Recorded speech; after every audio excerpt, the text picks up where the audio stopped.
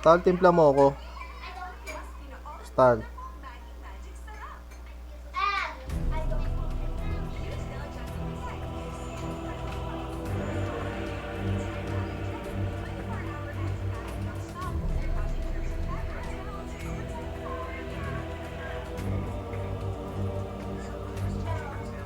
Tal, timpla mo ako.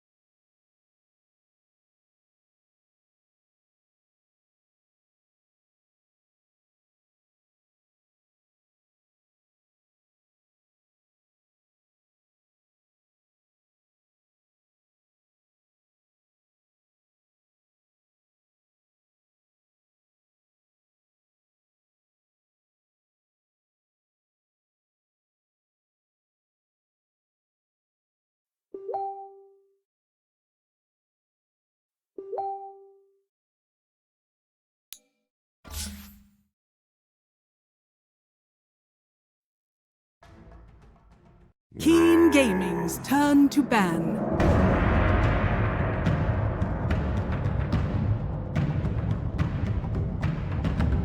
Infamous turn to pick.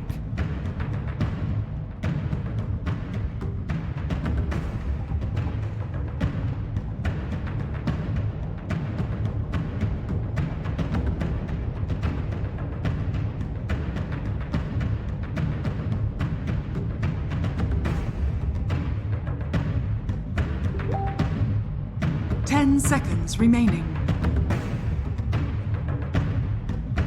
5 seconds remaining. Keen Gaming's turn to pick. Enchantress，这波不亏，666。Yeah. Ding, mother.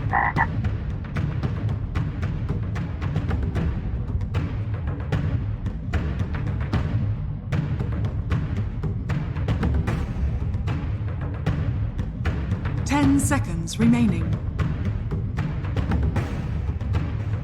5 seconds remaining. Keen Gaming's turn to pick. Phantom Assassin.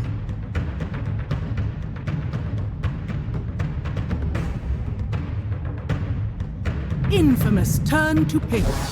Witch Doctor.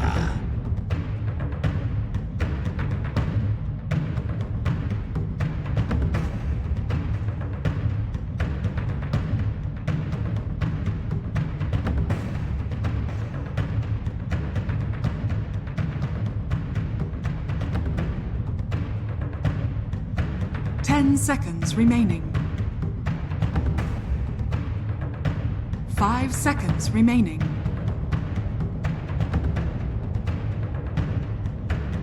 Infamous turn to ban. Praise King.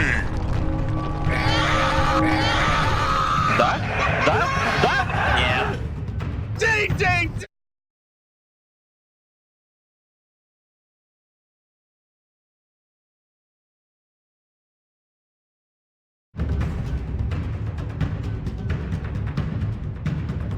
10 seconds remaining. Keen Gaming's turn to ban.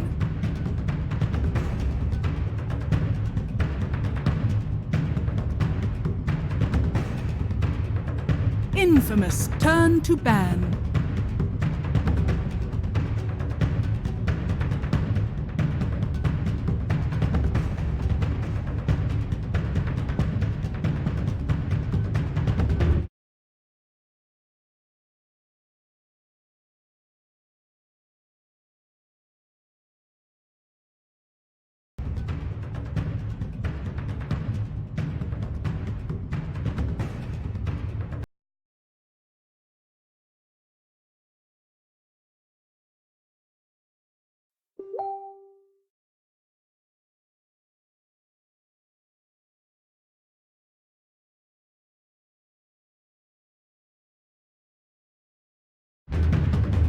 Keen Gaming's turn to pick.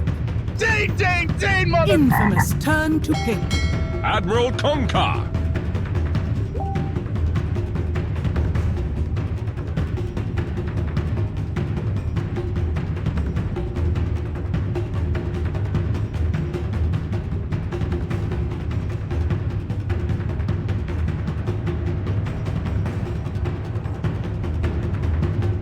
Seconds remaining.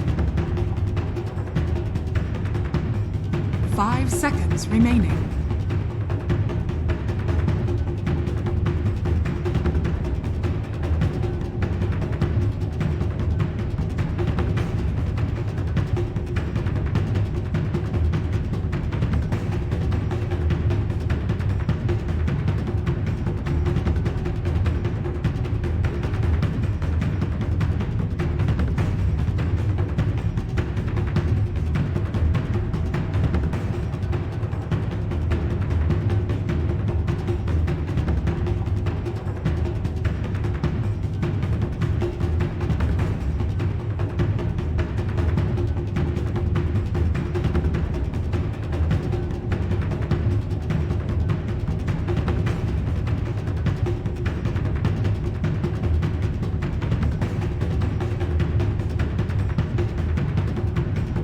Keen Gaming's turn to pick. Dusk.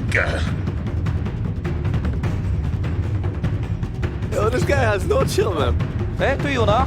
队友嘞？哎，队友呢？队友呢？队友呢？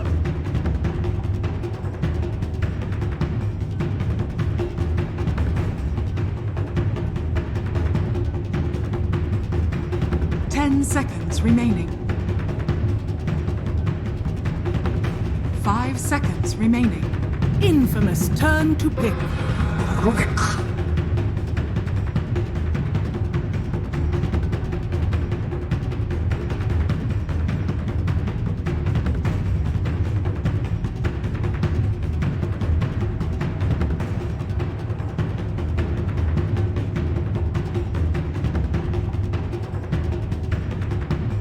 Seconds remaining. 5 seconds remaining.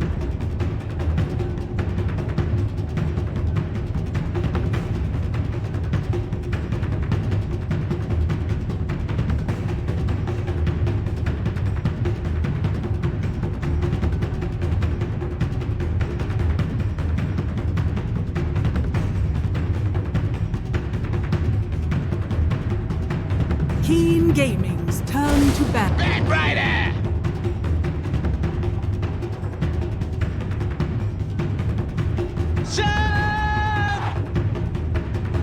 这波不亏，666。哎，队友呢？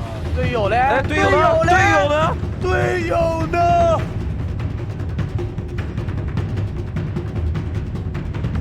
10 seconds remaining. 5 seconds remaining.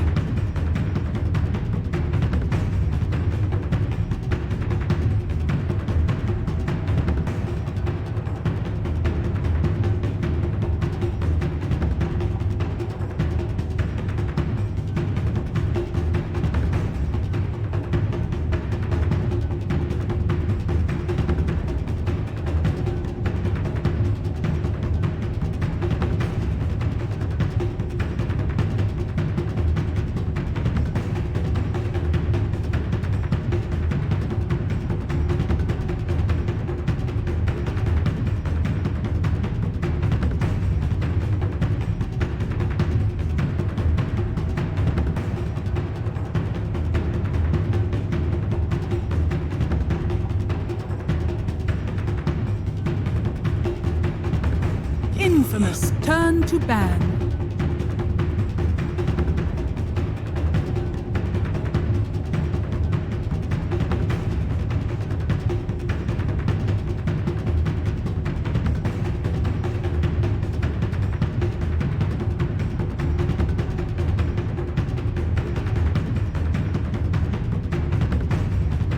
Seconds remaining.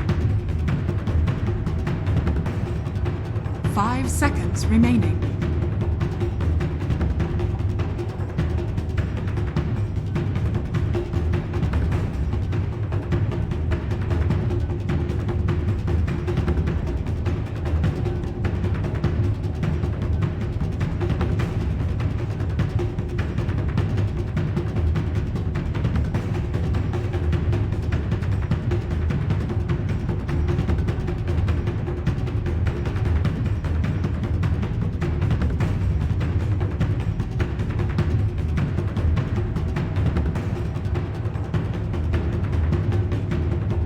Infamous turn to pick. Keen Gaming 这波不亏 turn to pick. ，666。这波不亏，666。哎，队友呢？队友嘞？哎，队友呢？队友呢？队友呢？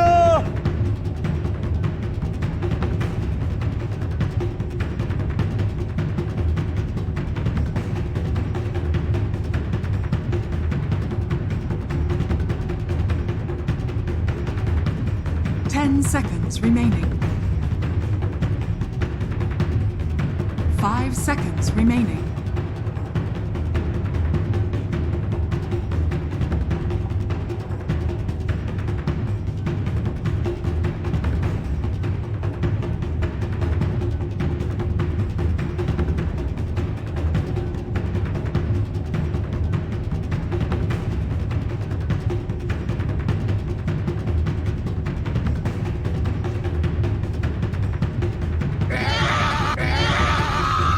这波不亏，666。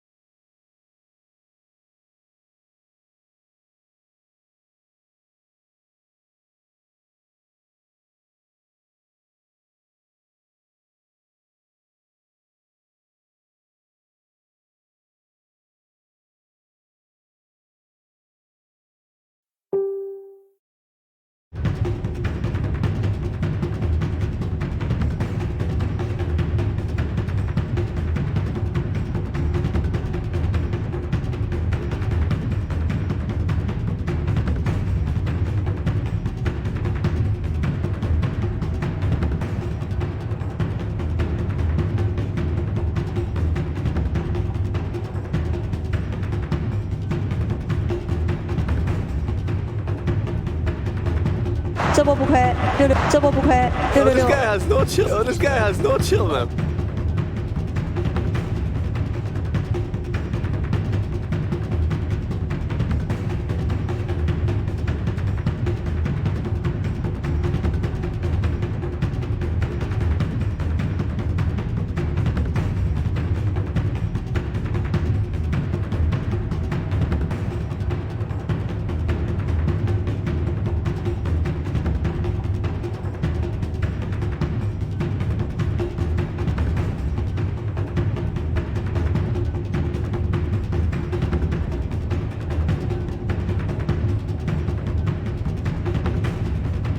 It's hard to be able to beat the best of one phase. Eliminations on the line here at TI. This is absolutely one of the most fun times to be able to cast Dota and one of the most heartbreaking. The best of one between Infamous and Keen. The South American representatives who have been turning up at the group stage weren't able to get the top 4, but are still here and trying to make history for South America, as no team has managed to make it past this best of one phase coming out of the South American region. Mavis has the best shot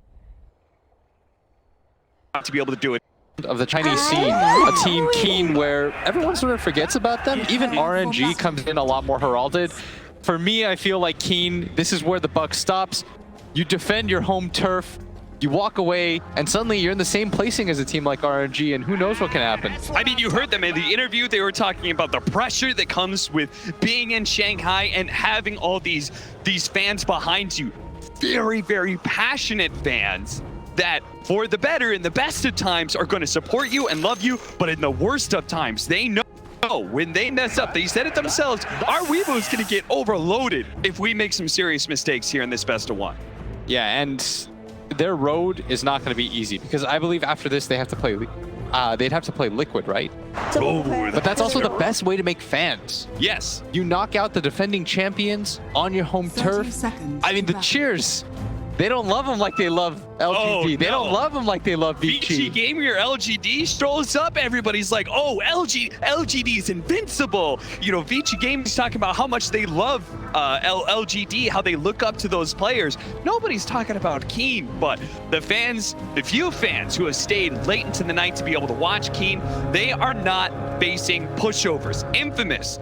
They looked really good in the group stage splits. You and I got to cast a lot of them. They are an aggressive team that you heard it from them themselves.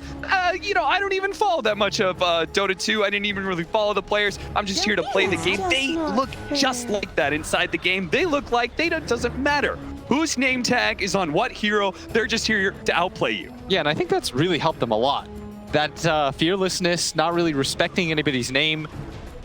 Keen not having quite the expected group stage that a lot of people thought they could have, but I mean, there's always one random team at TI that happens to do really well because it's unexpected, and that could be them this year.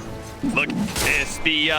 We are going to have those lane swaps, and what Hector did He's hanging around the mid lane. He's finally going to head down to bottom. They want Old 11 in that matchup against the Backbiter, I believe, but he is going to be gone on almost immediately. Fortunately, that Heavenly Grace will manage to spare him from all the sticky napalms that he had on him, as well as the slow that comes out from Rayfire Blast after the stun phase.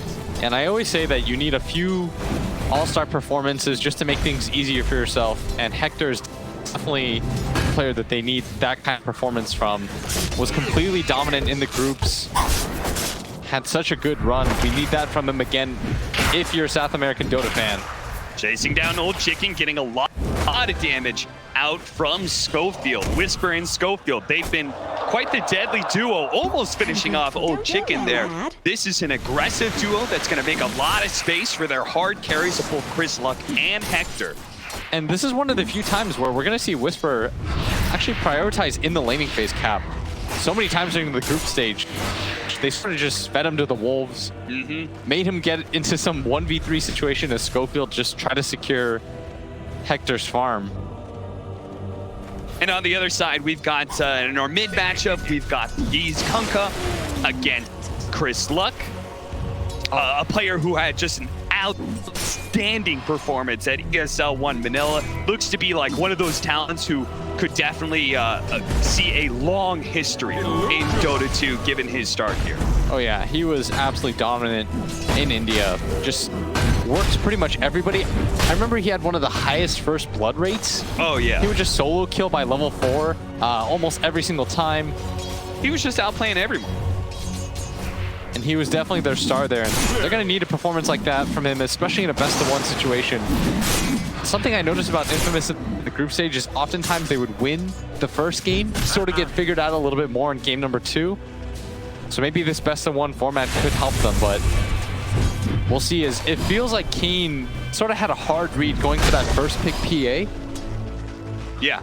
It feels like they kind of expected the type of heroes that Hector could play and felt like PA was going to be good against both of them as they make the rotation down to bottom. Kaka already has 5 stacks on him, getting pretty low. Purification doing so much damage. The Heavenly Grace isn't up for a few more seconds, but Infamous give up on the dive. This Omni Knight still farming just fine under his tower. How do you expect this matchup to really break down looking at some of these heroes? I think the Enchantress is not as good against the PA as they think it is. Yeah. PA has Blur. She has the ability to gap close against you, so she can't just chuck impetus shots at you. More importantly, a lot of the attack speed slow that you get from the Untouchable gets negated by the fact that she can just Stifling Dagger you, and the bonus attack speed that you get from the Phantom Strike too. Plus, Enchantress just sort of has a low HP pull. She really relies on that Untouchable, and PA can definitely burst you. Yeah, this is definitely a situation where Keen kind of got the lanes that they want, right? They got the Omni Knight versus that Bat Rider, the Bat Rider unable to pressure the hard carry of Keen, and then the PA in turn can do potentially a lot of work against Whisper, but we're seeing that Schofield is having a significant impact in the lane thanks to his tag team. And this mid lane matchup relatively even ever since they took away the deny mechanic at bottom lane. Toss back, Hector. Just trying to deal with this pull that was happening from Keen. Either team would love to be able to pick up a kill in the next like 10 seconds, as we do have the bad runes spawning. And I'm thinking Schofield should be able to secure at least one of them top, so we'll see what Hector and Stinger are able to do in this bottom lane. Almost feel like Schofield should just rotate towards that bottom lane. I don't know how much he gets accomplished at top. Believe you just want Whisper to just get levels right now. Is he's going to make his way towards the rune, going to find the sentry.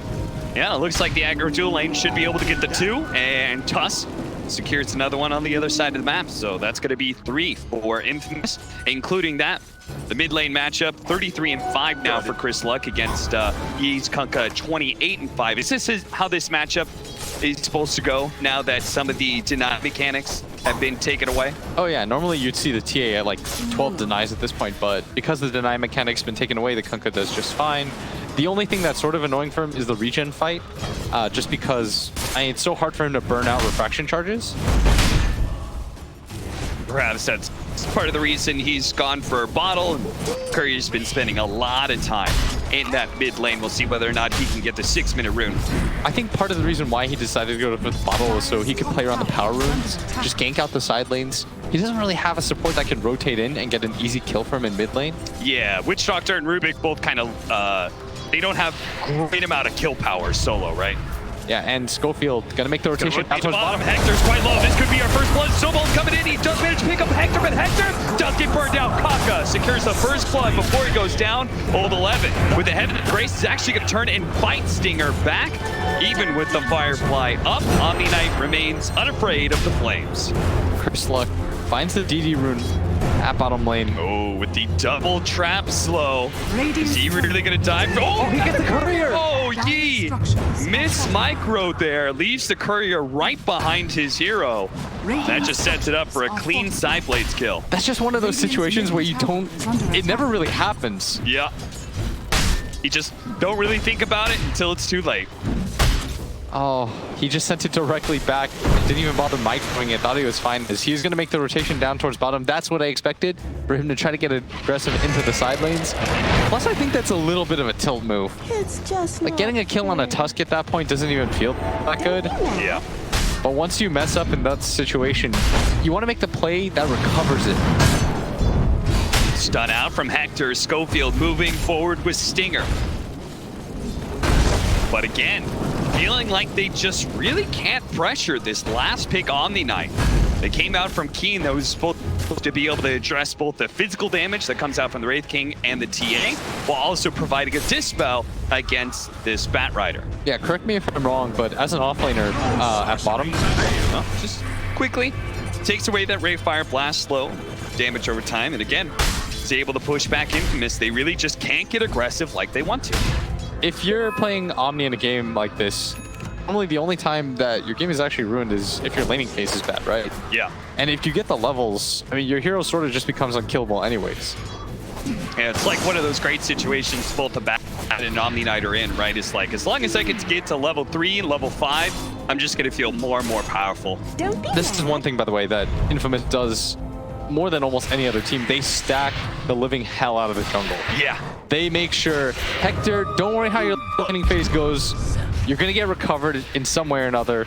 And this is exactly how they do it. And this is one of the things that we said is, like, sometimes, you know, they would just leave Whisper in these really terrible lanes, but it's not a bad idea to give Whisper a good lane because of how much they focus, giving Hector and Chryslug these free neutrals, these free stacks and such. Hector taking a big nuke out from that purification, tossed back, but now the telekinesis is gone. Hector will TP to the shrine on the other side of the map, trying to be as efficient as possible. Hector always has really good reads about that stuff. Yeah, are they going to swap lanes entirely then? If Hector makes the rotation up towards his top lane, I feel like they have to. Yeah, Whisper probably has to go bottom. Whisper is about to pick up level 7, so he's more Chicken. They're going to cut him here, Cap. Old Chicken is going to be caught here. The Snowball actually went up to the neutrals. Schofield just trying to get closer to Old Chicken, it seems, after the blur, but Old Chicken just can't get far enough away from Whisper with the Ice Shards to be able to finish him off. Whisper starts laying some damage out onto Old 11, but he's going to pull him back into the combo here.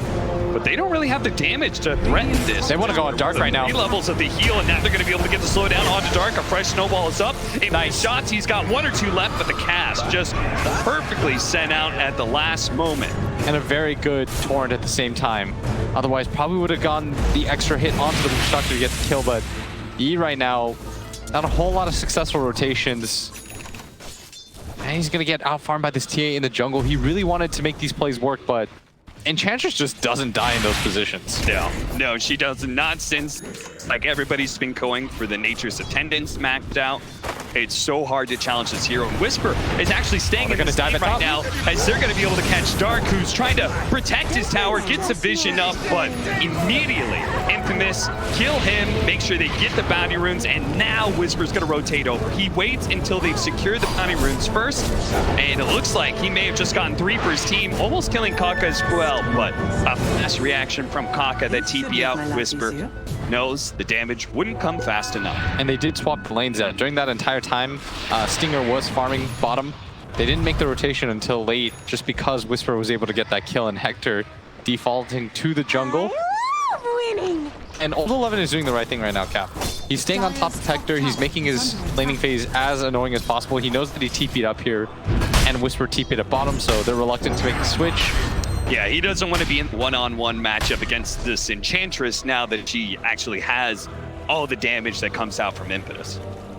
The smoke up, the first big maneuver here from Keen Gaming, looking I like for a this move a lot. successful move to shut down Hector once again. They have done their research. They know exactly how Infamous likes to be able to play, and that is stacking the best game possible for Hector. And with a rotation like this, they've secured at least one death on him, and no rotation from Infamous. It looks like they're just going to leave Hector out to dry potentially, as Stinger kind of rotates over, but Hector is going to be caught by another X marks the spot, and he just stops moving. He knows his life is forfeit, and it's all space as Whisper tries to take down that bottom tier 1. That is such a nice rotation because they see that scope is low and mid, and he's fighting old chicken. They know he's not going to TP in. Whisper just TP'd into bottom lane, so not a lot of support coming from him, and that's part of what Wraith Kings rely on, is that fear that nobody will go on them at all because of the counter rotations. Yep.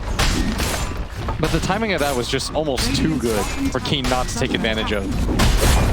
And that means Keen will not only kill the Wraith King, but they'll also, all that space that was given to the Enchantress to take that tower, they just even things out.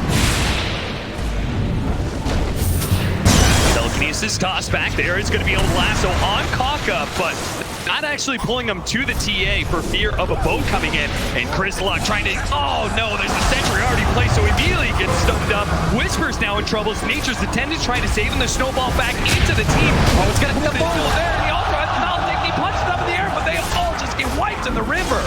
Infamous completely misread that situation and bleed out heroes very rapidly. There are 5 heroes right now on the side of Keen. They want to take this mid tower. Infamous, maybe they just thought it was going to be some 3-on-3 where they could back them up, but everybody from Keen made the rotation over, and as a result, they're going to get rewarded with this mid tower. So crucial to the rest of their game, because against a team like Infamous that decides to go these hands of Midases on their carry every game, you want to punish this. Yeah. You want to get into his jungle. You want to force him out. Old 11 is a hard kill. He can do moves like this. I mean, just little things like being able to take like one neutral camp away from this Wraith King. That's not going to be bad. He even body blocks it. He just goes through and is going to try and catch more CS, just kills the skeletons. Yeah, you have a TA that wants to farm one side of the triangle. You have a Wraith King that wants to farm the other. They don't have the easiest way to push out lanes. It's really just the Bat Rider 5 position that does it. And he doesn't really have the levels to do it cleanly. So you're put into a weird position where Stinger gonna run into Old 11, but they don't really have map pressure like they'd like to. Nice. So losing that mid tower is pretty big. They do manage to get the obs. Oh, bottom lane. Dark actually kills one as well. Oh, the melt missed there. An old chicken dances way into the trees. I don't think Chris Luck really thought he could get the kill there. And, oh dear. He may be caught. The Tuss is coming in, trying to save the day. Ice shards, okay, that's in the wrong direction, a little odd, but Chris Luck's going to turn and try and fight Yi, but Coco's Rum as well as the Spirit Vessel. He is going to be able to snowball into the neutrals, but again, Keen Gaming just bringing the extra heroes here to be able to take the fight, ensuring that they will bring down Infamous every single time they meet these heroes. They know that Hector's too busy farming, that as long as they 5-man, they'll be able to take any fight against Infamous. Now they're going to be able to catch Whisper as well with the Spirit Vessel, preventing a lot of that heal. The early pickup from Yi, just a smart read of this game and how to be able to dismantle Infamous. And Infamous, it feels like they're rushing their moves. Going on a PA in that position just as a solo TA, you're almost definitely not going to get the kill. Yeah, if you looked at the timer too, she was about to get another creep wave connecting to her, so she could have always just blinked back. Look at this, I love this. Keen. They get kills like this, and then they're just immediately going to smoke to the other side of the map. And the entire team is farming right now. You have a Tusk that's hitting neutrals, a Bat Rider that's hitting neutrals. Hector trying to push out this top lane because he knows that somebody has to. That could not have been a more beautiful read. The sucker punch from Kaka as he'd stolen that one away. He's even going to be able to get Nature's Attendant. Surprising that Whisper is still alive even through that Spirit Vessel.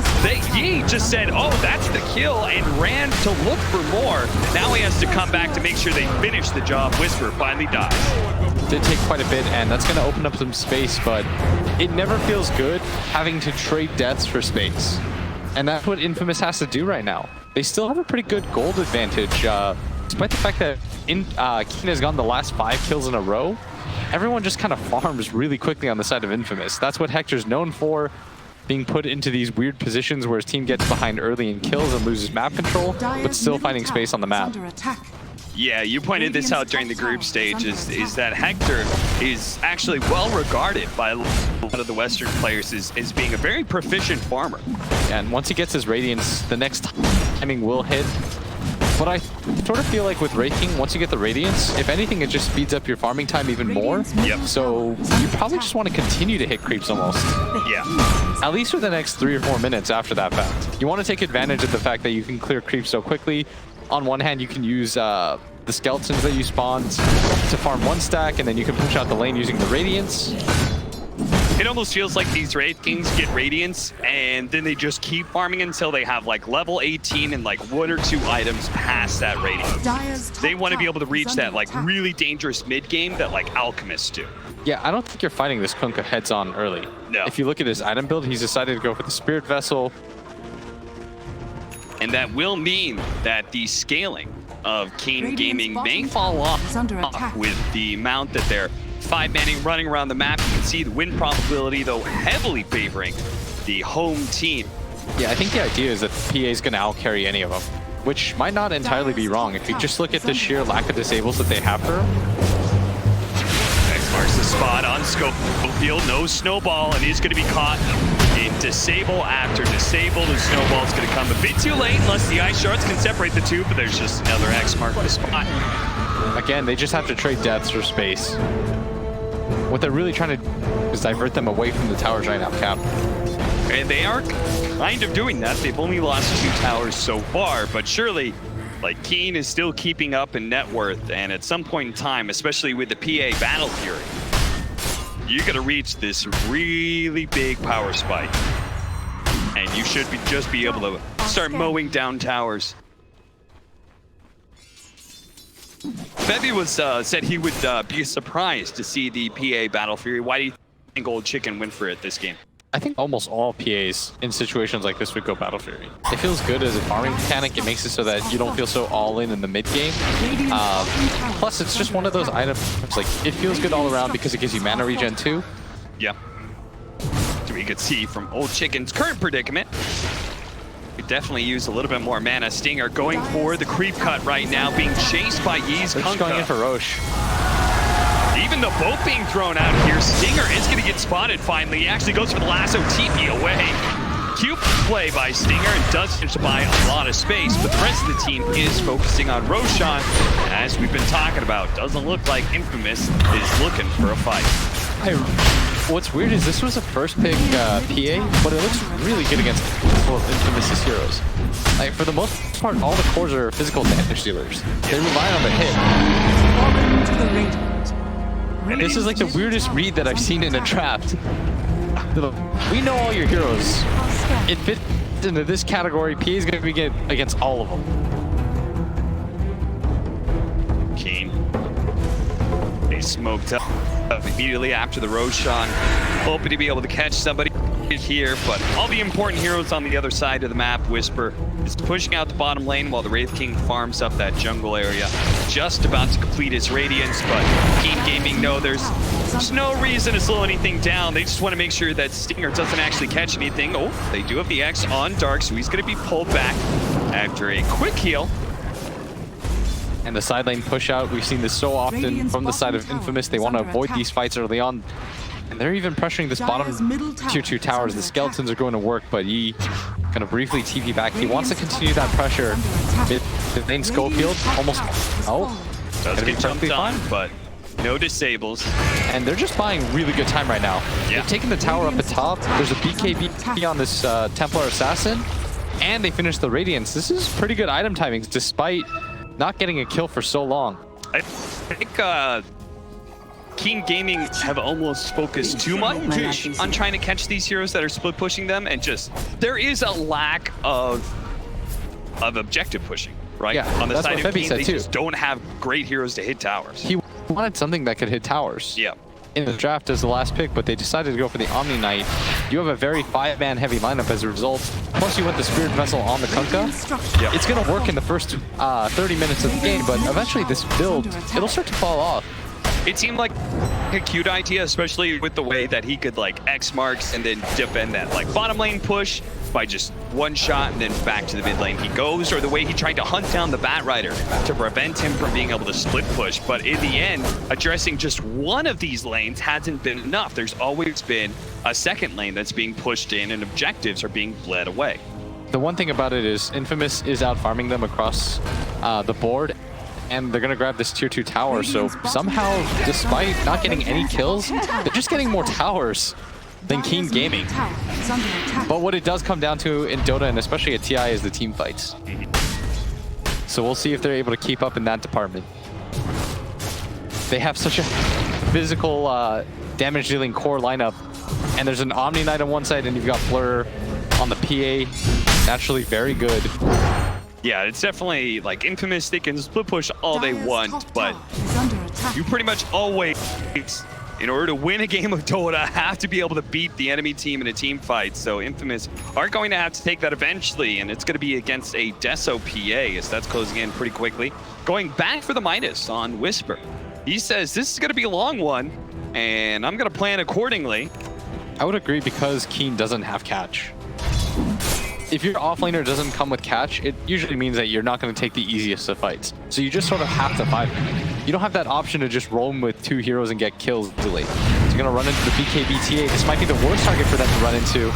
TA is going to be able to get up. BKB jumps into the back line, but there is going to be saved from the Omni Knight. Kaka's going to be okay for now until big punch from Schofield to be able to finish him off. Schofield will be sacrificed in turn as paralyzing cast, slowing down both Hector's here now and Whisper, but they're going to show up. And you get this done on Old 11. Look at that damage coming out from this Enchantress. Heavenly Grace won't save you, my friend. The Omni Knight falls, and Grizzluck looking to be able to put his next hero, Old Chicken. He needs a target to be able to jump away to, and he's got one in Yi, but a big shot from the Impetus. It does miss.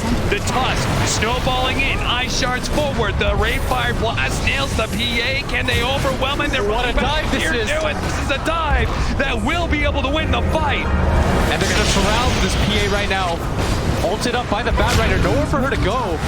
Absolutely nowhere. Jumps over to the Kunkka, but they had the Ice Shards well in place to be able to block her take out. this tower, that too. Is 4 dead, and yeah, tier 2 is going to fall just like that. And Infamous has answered the question. All they needed was that one team fight. They didn't get a kill for something like 12 minutes, and it happens in a hurry. And 23 minutes in, they're threatening for the tier 3. Do a little bit of damage, not trying to push their luck. And I think that's something that, you know, Infamous, and there were points where I think they got a little undisciplined. They lost some of the games because of that, but one thing that they really didn't do too much was try and push high ground before they were actually ready, and this is a good example of that. Maybe it's just because in part of how much they love to be able to farm as we look back at that fight and see Old Chicken just try and make escape after escape, but Infamous, you say Keen, you know, lacking catch, Infamous has a plethora of it. Yeah, the pride of South American Dota, I mean, they're able to just follow up so easily. They have stun after stun. They've got multiple ways to gap close. They've got blink daggers aplenty. And I feel like Keen, they almost missed their timing window by 5-manning too much. They would often take these smoke ganks where they just run into one hero. It took them way too long to kill Whisper when they did run into the jungle and found him. And all it really did was open up space for his 2 side lane cores.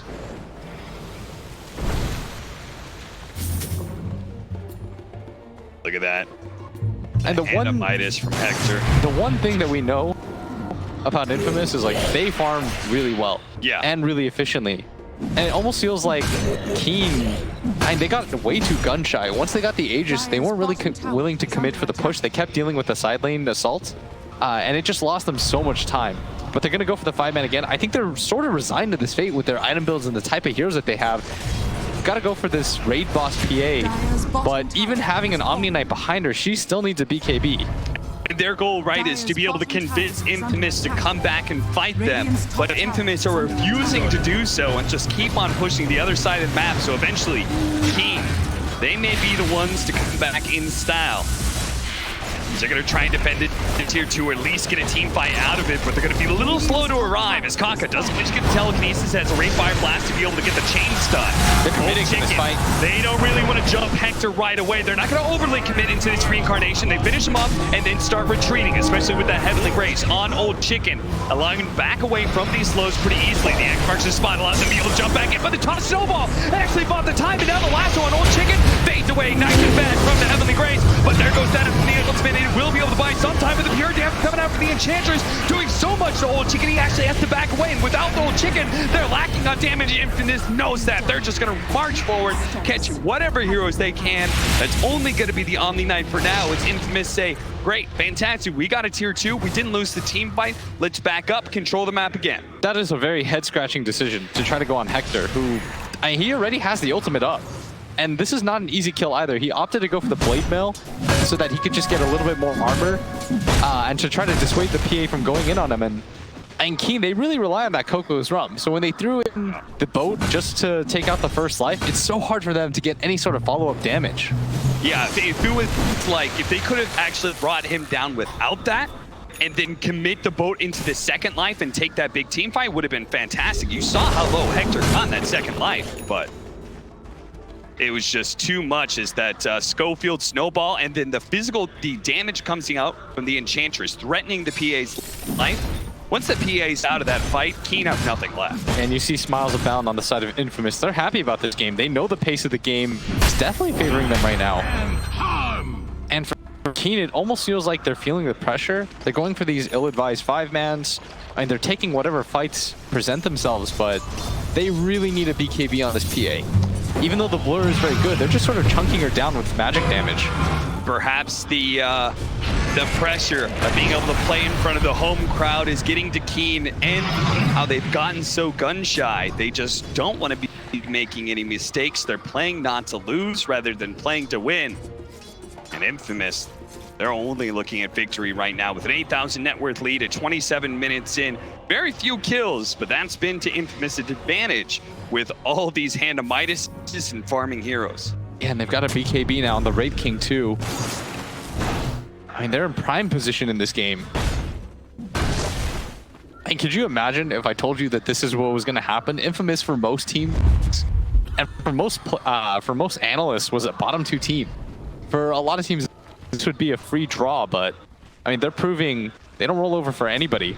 Yeah, absolutely. Compared to our previous best of 1 with Team Liquid there, I'm sure Keen thought they were pretty fortunate to be able to get Infamous instead. But as you said, the South American powerhouse is proving not to just roll over. They will have a fight though. Keen, nice snowball coming out. Schofield gonna be able to save Whisper. Can he actually get him out in time? The torrent, the boat, almost enough damage, and he is able to get the final swing. Now a stolen lasso coming out from Kaka as he does manage to grab Chris Luck, taking away a lot of that BKB timing. And Infamous know that with Whisper gone, they can no longer take this fight confidently. They're gonna try and retreat, make sure they don't lose any more heroes. Schofield will manage to slide away with that blink dagger. Roshan is up though, and they're pinging in that area. Old Chicken already going to start this for his team. Enchantress doesn't have buyback yet, and with no lasso on the board, Infamous might be a little bit more reluctant to take this fight. There's no BKBs. Hector just going to run in. About to come back in. Look at that. Chris Luck immediately on the back line. What a snowball onto Old 11 and Kaka controlling him up. The telekinesis toss back does help get some control, but it's not good enough as Stinger flying over them. On the side, we do have, they're trying to chase away this toss as best as possible. Oh, the melt strike. Hector. Melt strike after melt strike. Chris Luck being able to bring down Dark again. Now Old 11. Schofield's trying to get away, still away from that X marks the spot, but look at him now. He's taunting. He's saying, you can't finish me off, boyo. I've got the Walrus Punch. That's the touch that Infamous need to claim Roshan. And now that's half HP Roche is just theirs for free. I mean, Infamous is just thoroughly outplaying Keen right now. They're consistently getting to the back line. Keen can't protect either of their supports right now. It feels like this Omni Knight's job is too complicated. His head is on a swivel right now. He's trying to get to his cores. He has to turn around to help his supports out. And they're just going to go for it right now. There is a glyph available, but with so much time left on this Kunkka, 36 seconds until he respawns, doesn't have buyback. Infamous, they're going to take this tower very quickly with the Deso. They certainly are, especially if Hector can get out some skeletons as well. 10 seconds on that. 20 seconds on the Kunkka. We have a fresh BKB on the Phantom Assassin. He needed one so badly. The Omni has to be able to protect the backline. It just seems like Keen in that last Roshan fight, probably not expecting Infamous to take the fight to them 4 versus 5. Got a little lax in their positioning around the pit. Yeah, the supports got completely caught out, and suddenly the numbers advantage swung the other way. I mean, just Dark immediately out of the fight with Chris Luck executing him, and then they just get stuck in this funnel of death in the river area, which Infamous are going to be able to work really well around between the Radiance Burn, the Firefly that's out from Stinger where he can play on the cliffs, Schofield being chased by E this entire time, but had multiple ways to be able to save himself with ice shards and snowballs. By the way, if you just check the amount of farm that Chris Luck has, he has an MKB and a data list completed up. 1,200 gold on top of that. That is massive, and he's being greedy too. He's holding on to the Aegis and the cheese, even with the Deso, or the Daedalus rather, in his backpack. And you could see the distress on E's face. When they flash to him, he can sense that this game is rapidly getting out of hand. They can sense it slipping away. And Infamous, I mean, they're getting stronger as the minute passes by. They're marching down mid again. They've got 2 lives on their TA. They've got 2 lives on the Wraith King. There's so much that Keen have to deal with just to win a team fight at this point. Schofield making drawings up to the top lane and bottom lane. I think he just wants to be able to hem Keen in as much as possible. Look at that discipline from Infamous. Yeah, I like that a lot. I mean, Hector looked like he kind of just wanted to go straight into that bottom lane of barracks through the mid lane, but Schofield said now is not the time. We still have shrines up, guys. We have plenty of time on this Aegis. There's no need to rush things. And they are looking like such a veteran team right now. Yeah. They're pushing in the lanes before they go for some sort of blind push. And that's what Keen did. If you recall, Keen sort of just went for it down mid while their 2 side lanes were in distress. But Infamous is being cautious. All their lanes are in a good position, and now they're just going to go for it. Hector starts banging on the tier 3 Chris Luck.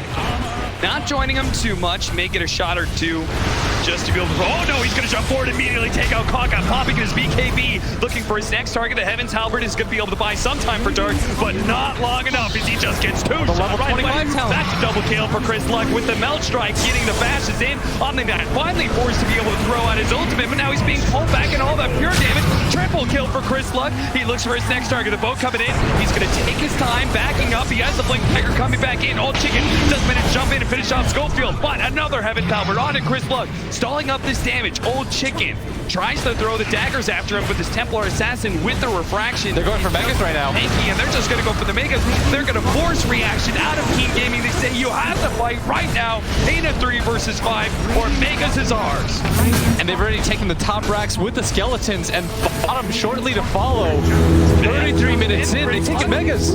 Because of the X, got a free jump onto the Kunkka, and just like that, they managed to get the Megas. And now Old 11, he gets executed quickly on the spot. Yi slowed down, paralyzed the cap bounce between the 2 of them with the Bo1 on top of it. Chris Luck does take a large share of this damage. He does have the Aegis though, and he's okay with this, especially if they can kill Old Chicken. Infinite after Infinite coming in for Whisper. Finally able to finish off the PA. She fights back, but Team Gaming stuck inside their base, and Hector says, that's where I want to go. I want to go all the way into the fountain.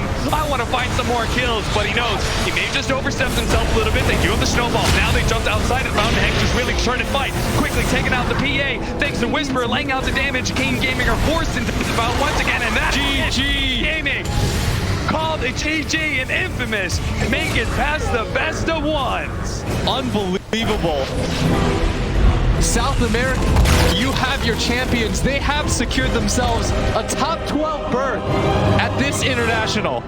They fulfilled every expectations that people had for the South American teams.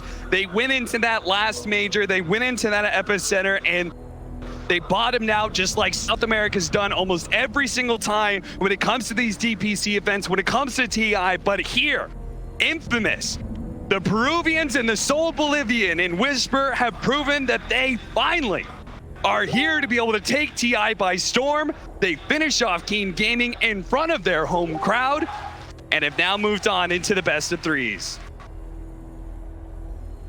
And with that, Infamous moving forward, we're also going to move forward as we have another best of one. It's moving late into the night. We've got Shiver standing by.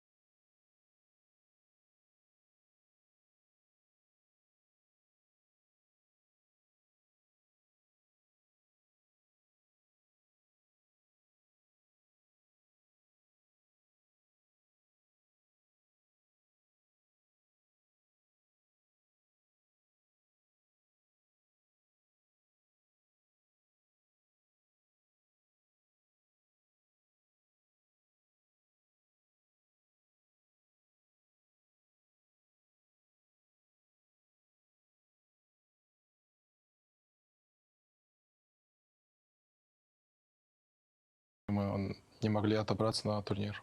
How do you think your leadership style has changed over the years? Вот за последние пару лет я каждый год чувствовал, что я все больше и больше меняюсь в плане лидерских качеств, в плане игровом, в игровых каких-то моментах. И все это заслуга моих тиммейтов, с которыми я играл. И особенно именно с текущими ребятами, которыми мне именно весело проводить время и общаться, и получать опыт, и получать именно обратную связь от них. Crystallize, I will ask you a question too. How have you grown as a player? Именно за этот год, как по мне, я импровнулся больше всего, потому что это был второй год мой уже, который я не новичок, который я видел уже как самому развиваться, какими путями мне нужно идти, чтобы стать лучше. И благодаря моим тиммейтам я импровился, как по мне, очень много.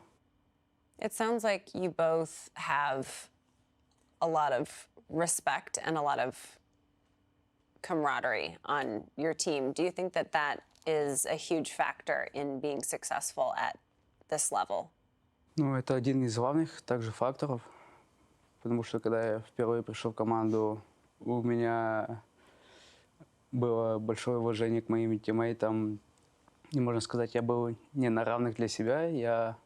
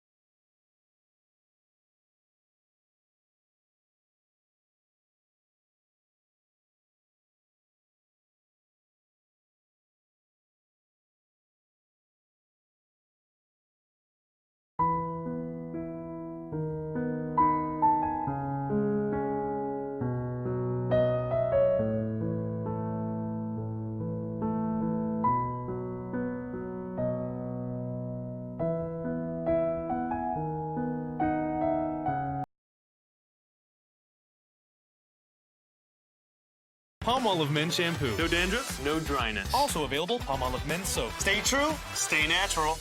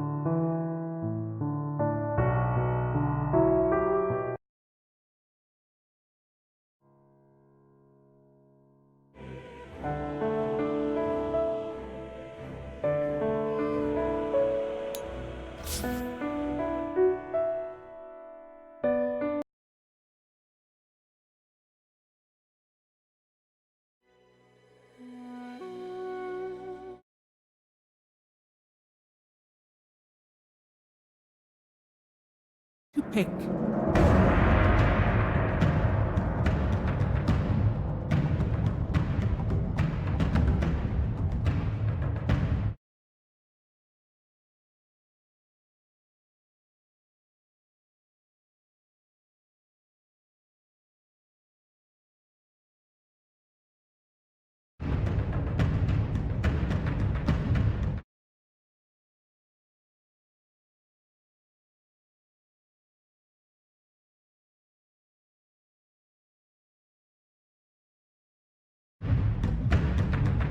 Ten seconds remaining. 5 seconds.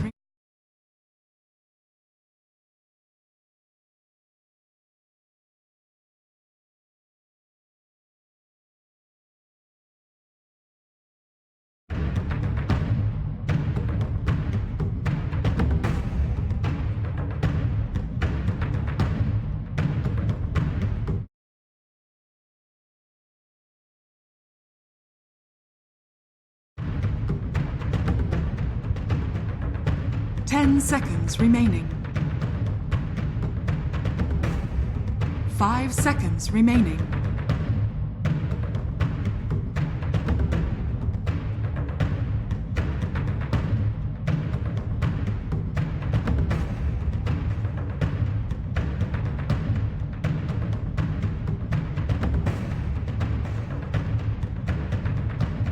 MINESKI's turn to ban. Magi!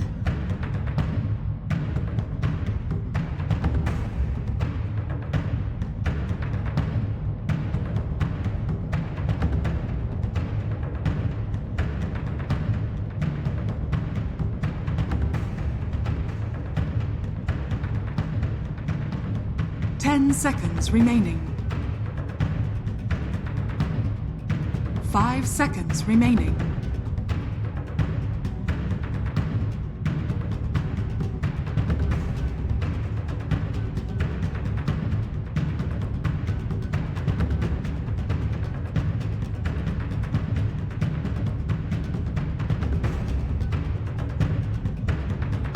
NAVI's turn to ban.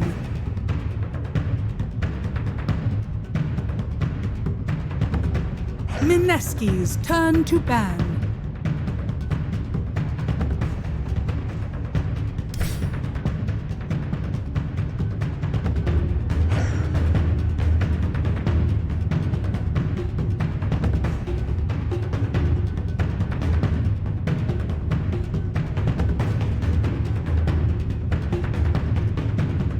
Seconds remaining. 5 seconds remaining.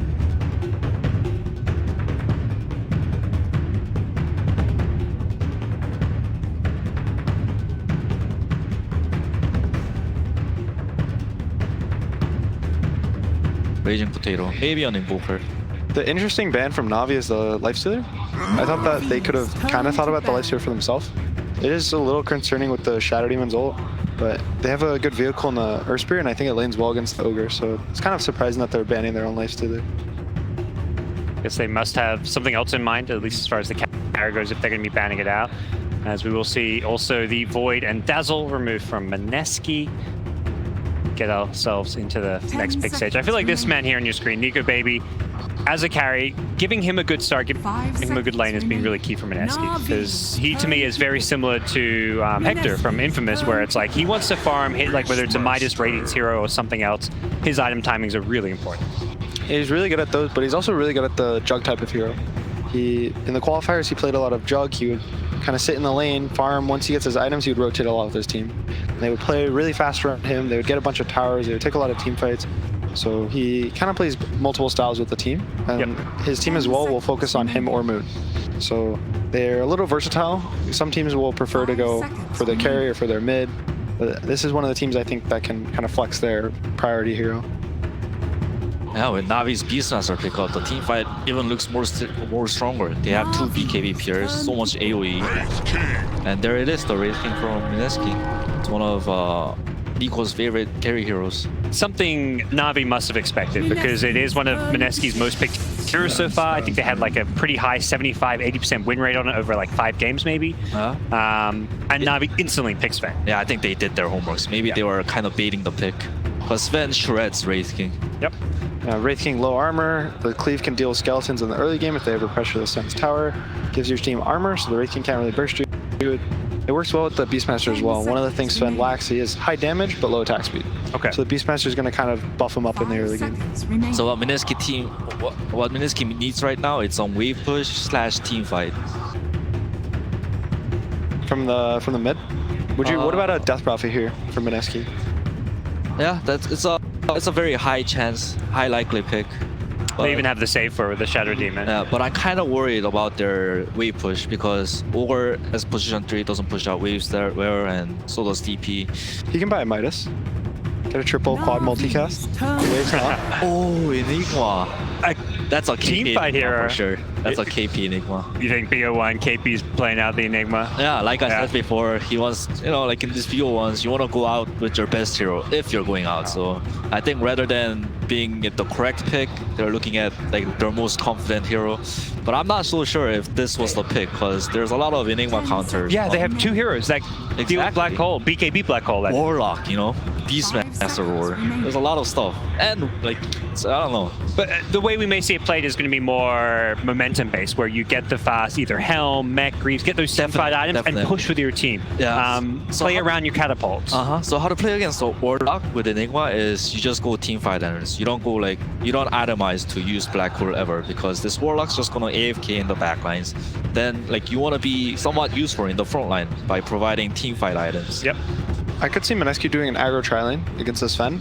You put the Enigma versus the Beastmaster, and you can convert his boar off cooldown.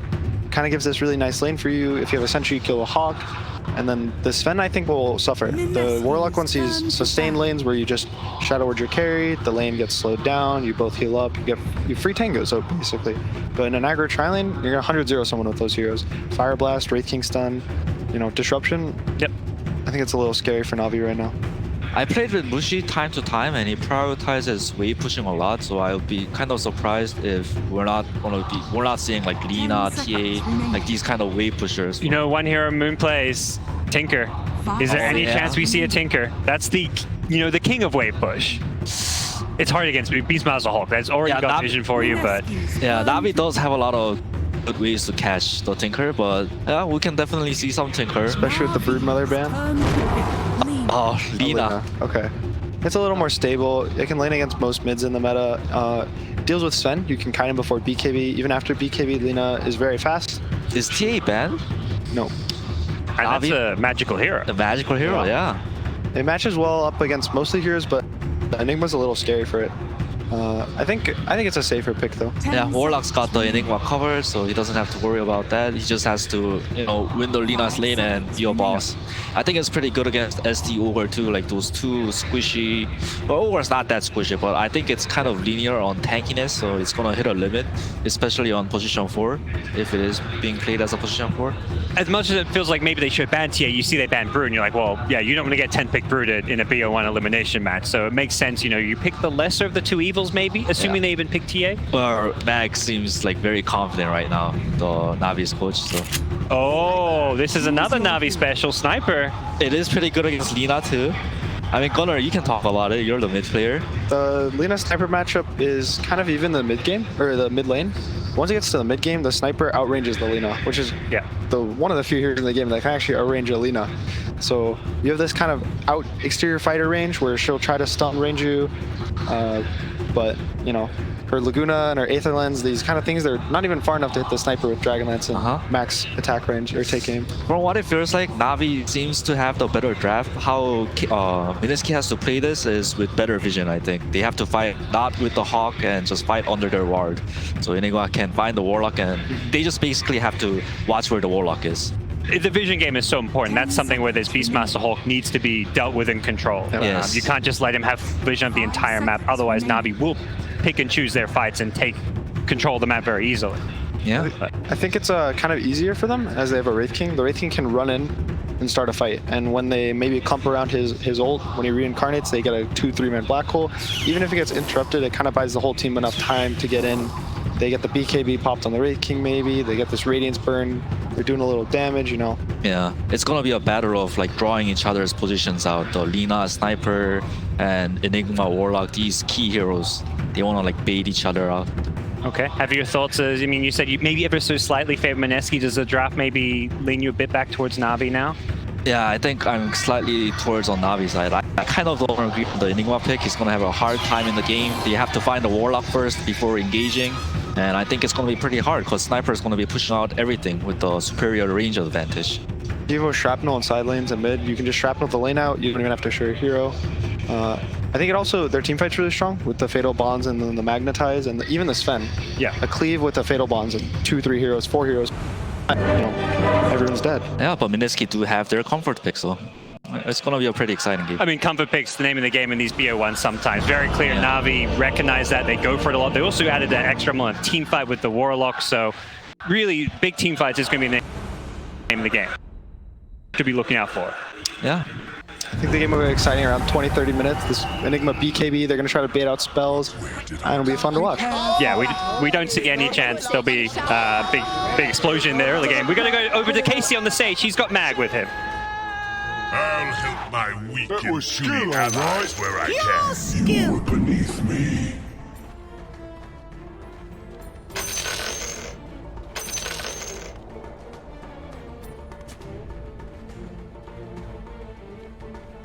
That's right, it's time for our final match of the night. We're going late into the night, and there's still a decent amount of audience here, and they've been cheering very loudly for both these teams, MINESKI versus Navi. Let's head into the game as we are going to be seeing the bounties unfold quite soon. And as we heard from Mag, I mean, I feel like both teams definitely just picked their signature heroes. I mean, they picked Enigma into Warlock and Earth Spirit and Beastmaster, but at the end of the day, it's still a KP classic. Yeah. I mean, what do you really expect him to say in that position? Like, oh man, we got completely outdrafted. I should probably not do my job. We lost in 12 minutes. I did a bad job. I'll be honest with you. I didn't even look at what MINESKI's picking. Hey, there's an interesting man on the screen right there. Nico Baby just completely bypassed attending DPC events and went straight to TI.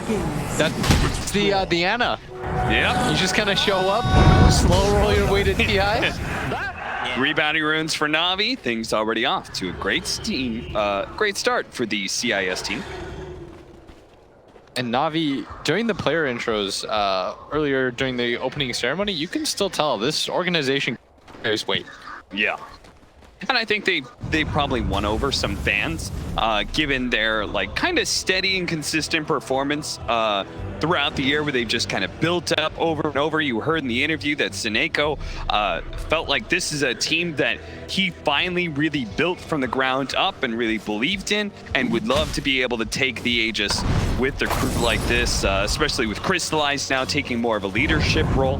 As he said, he felt like he wasn't really playing with peers so much as people that he respected and looked up to.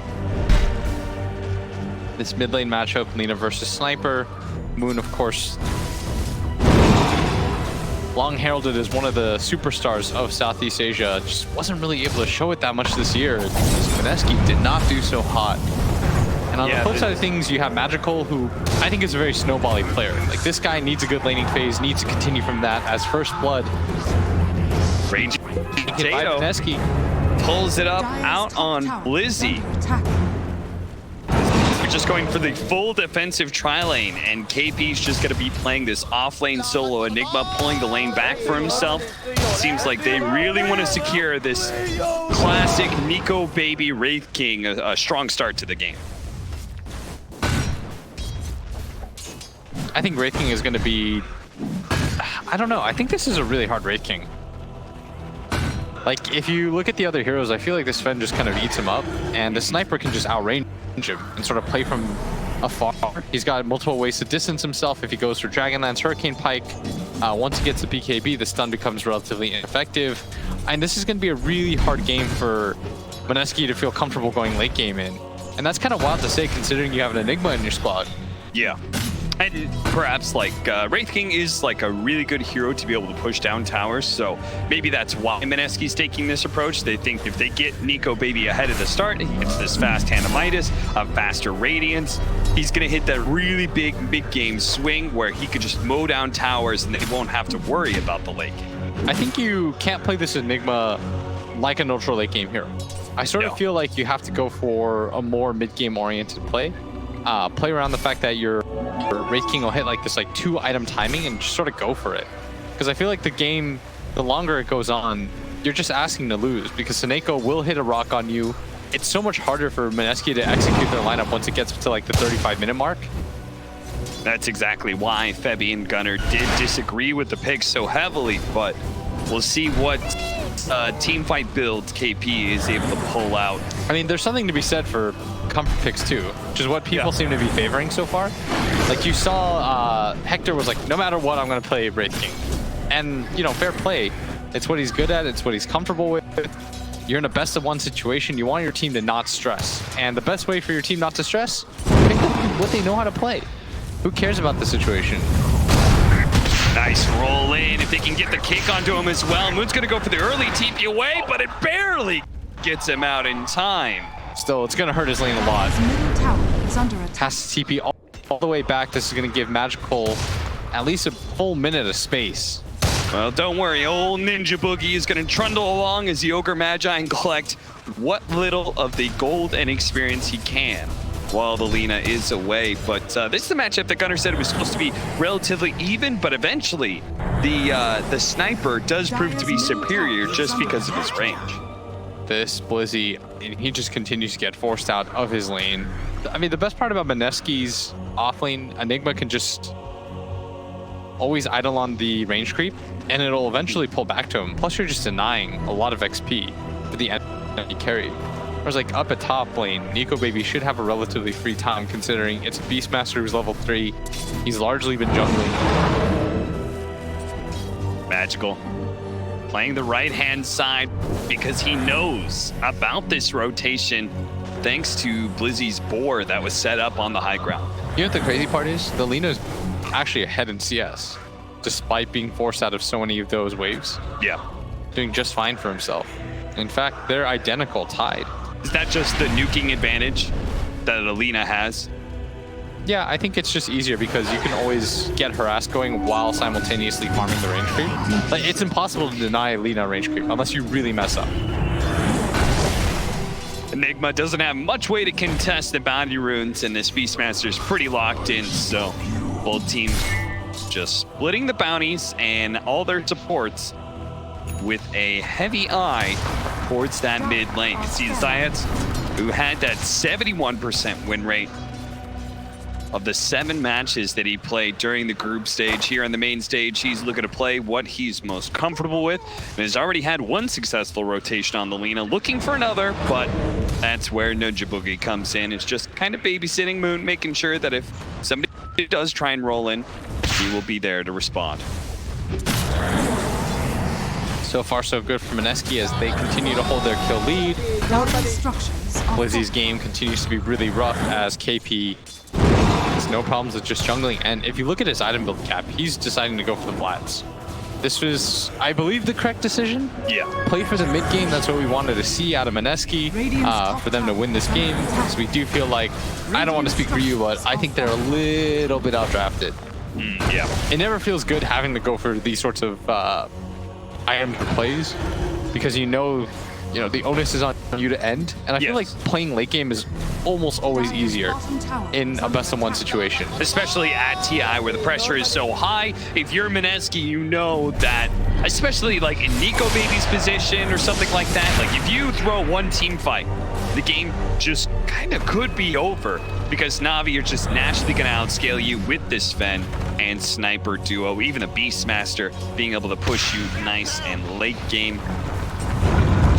Both teams, nice roll in from Zayats, will be able to kick him back into the shrapnel here. Moon trying to get away. Another third round of the shrapnel, and the assassination not actually going to go out. That's because the Ogre's just running at the sniper right now. Thinks about it again, but the bottle hit will allow Moon to stay alive, and it's Zions who dies instead. Yeah, luckily for Magical, it wasn't the Lina that got the last hit on that, and in fact, this is going to prompt Moon to go back towards the shrine area. It's going to continue to give Magical a little bit of a free lane, but this is just helping them catch up, not even get ahead. Bottom lane. They are going to be able to catch KP. They say this Enigma has been farming a bit too long, as he's been spending about half his time in the lane, the other half inside of the jungle. Under attack. While the smoke up came in from MINESKI. They smoked up about the same time that Lina went for the shrine, and Raging Potato's just running for it. But you have that ward from Magical that's going to be able to see a bit farther to that left-hand side during this nighttime. Dire's bottom tower. And he quickly gets out of the way of that gank. On the upside, though, Niku Baby is still top CS. And so all that defensive tri-lane space has warranted a very farm carry that's really trying to pressure this tower. And if they can actually kill Blizzy, it would be fantastic for them. But Blizzy just positioned a little bit too passive for Nico Baby to be able to threaten him past that Great Fire Blast. And instead, it's all about the early objective. Nico Baby has had pretty much nobody in his lane half the time. They're going to try again here, but the TP coming out, quickly giving it up as Seneko shows up to give Blizzy a helping hand. KP just about to complete the Vlads. Wonder if somebody rotates in terms so they could finally start to pressure the tower in this bottom lane area. I think that's why Wraith King is trying so hard to take this off-lane tower, right? Is that he feels like, once I do this and I build up the skeletons again, I'm going to go bottom lane. We're going to take that tower down. We're going to start pressuring the tier 2. Let's take these objectives early. But look at the stack that's going on right now. Raging Potato, 5 stacks of poison, does get a last hit on all of the weaker creeps there, but leaves the rest at half health for the Beastmaster to potentially clean up. He's still going to try and get it with more Shadow Poisons, just going to expend his entire mana pool if possible. And that's going to be a decent amount of farm for him. He's now level 5. And Zayats, he's going to go mid, soak up the rest of the XP, try to catch up in levels. Raging Potato, like you said, doing just fine for himself. He's going to farm this jungle area with Moon. He'll get his level 6 no problem, but Zayats, with nobody in this mid lane, He's going to go for the kill here. It actually pushes the Lina away, and from a distance, they're going to try and poke at Raging Potato and see if they can bring him down. The Shadow Word is not going to come with the damage fast enough. He will TP to the fountain to safety, and that'll be MINESKI picking up a large share of bounty runes there, 3 of the 4. And you see Raging Potato, he's already got Arcane Boots almost as the Aether Lens.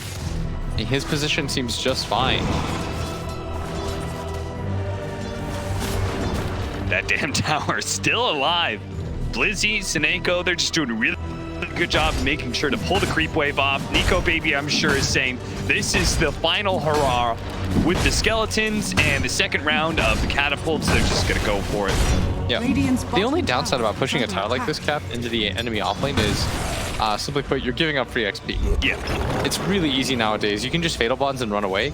And it's going to keep the tower relatively healthy, and this is going to allow Seneko, I mean, he's going to grab the comb anyways, but he would get it pretty soon after without use of it. An interesting idea from Nico, just spotting the skeletons to push that in. The catapult will get the damage on the tower, but he's going to rotate down to bottom, where he thinks Navi is going to try and show up for a fight, and he would be right, but can they actually punish them?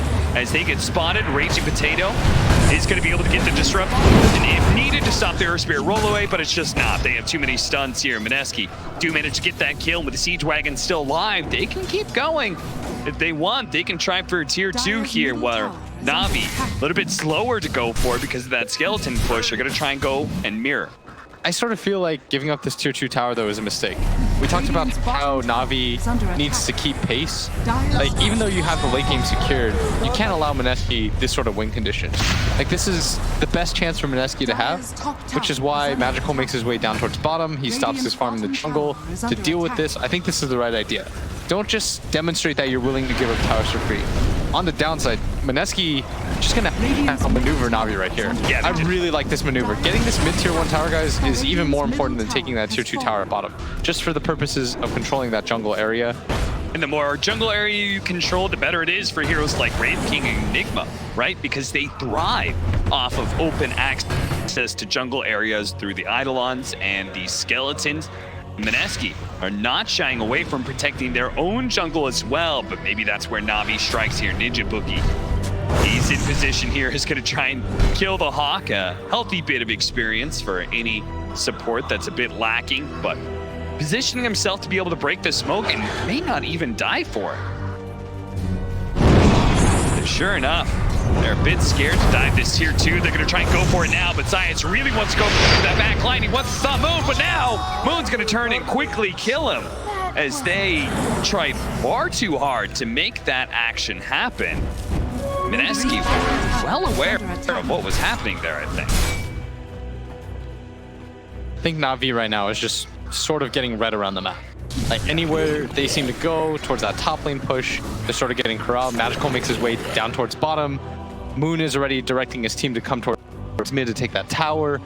These are just clean, crisp maneuvers, and Navi, I mean, they're gonna run into the problem where their lineup, yes, they can go into the late game just fine, but if MINESKI just sort of deny them the overall like big 5-on-5 team fight, and they just sort of outplay them and outmaneuver them and get these minor pickoffs, they will eventually be able to snowball. And Nico Baby's gonna hit this really nice Radiance timing where they can fight behind, and they can back him up with the disruption. Like, things are not looking all that grim for them. And MINESKI has like a very solid 20-minute timer where with the Radiance and the Lina who's coming online about that point, especially with all the team fight items flowing in from the Enigma, they are actually going to be really strong in the 5-man in their own right, where Navi's lineup, all 3 of their cores are going to need a little bit more time. Nico Baby, he's going to be Primal Roared here. He does have an incarnation. This is very heavy commitment from Navi, so that's going to be the first life. But now MINESKI is here. They're going to be able to throw out the Purge on his Science, Soul Catcher as well. They're going to drop the goal, trying to finish off Nico Baby in his second life. He gets to the high ground disruption. The back line from behind. Moon and Ninja Boogie, a pair to be able to follow up on the Earth Spirit. Now Magical as well, who's dead. He just tries to lay out as much damage on Lina as possible. Even the Golem coming in for a helping hand. But MINESKI easily routing Navi once again. And that was the buyback too from Zayats. I think he assumed that the fight would continue. We saw what happened in the last game. If you go on this Wraith King, he just respawns, guys. That is what his ultimate does, yes. This is a PSA for Navi. Yeah. And for Keen, because I genuinely, at this point, don't know if they know that. That's twice now that they try to make that play, and they're going to get gone on. There's no ultimates on the side of Navi. Science got to be careful here. Does manage to get a really good balance. So look at that ultimate. Oh, Navi can turn things around, especially with that fatal bombs that take damage over time. They've already finished up the Lina. Raging Potato's just going to die to the assassination of Magical, and Ninja Boogie gets cleaned up as well. They challenge for bounties, and this time, MINESKI gets shut down rapidly. And if MINESKI, conversely, is going to make a play like that, they need to have more heroes there. Yeah. They still have the black hole. You at least need to threaten that. Going 3 men into the high ground with no vision seems just a little bit scary. Nice recovery from Navi. Counted them out a second too late. But still, that was such a head scratcher of a fight they took. Absolutely. I mean, the fact that they still had Golem, they still had all their ultimates up, and MINESKI didn't have reincarnation. It's pretty obvious that Nico Baby wouldn't want to fight there. Now KP, he's going to drop the black hole. Oh, yes, and he will hold him there for a while, but a Primal Roar finishes him off. Crystallize. Oh, a multicast on him with Lina here as well.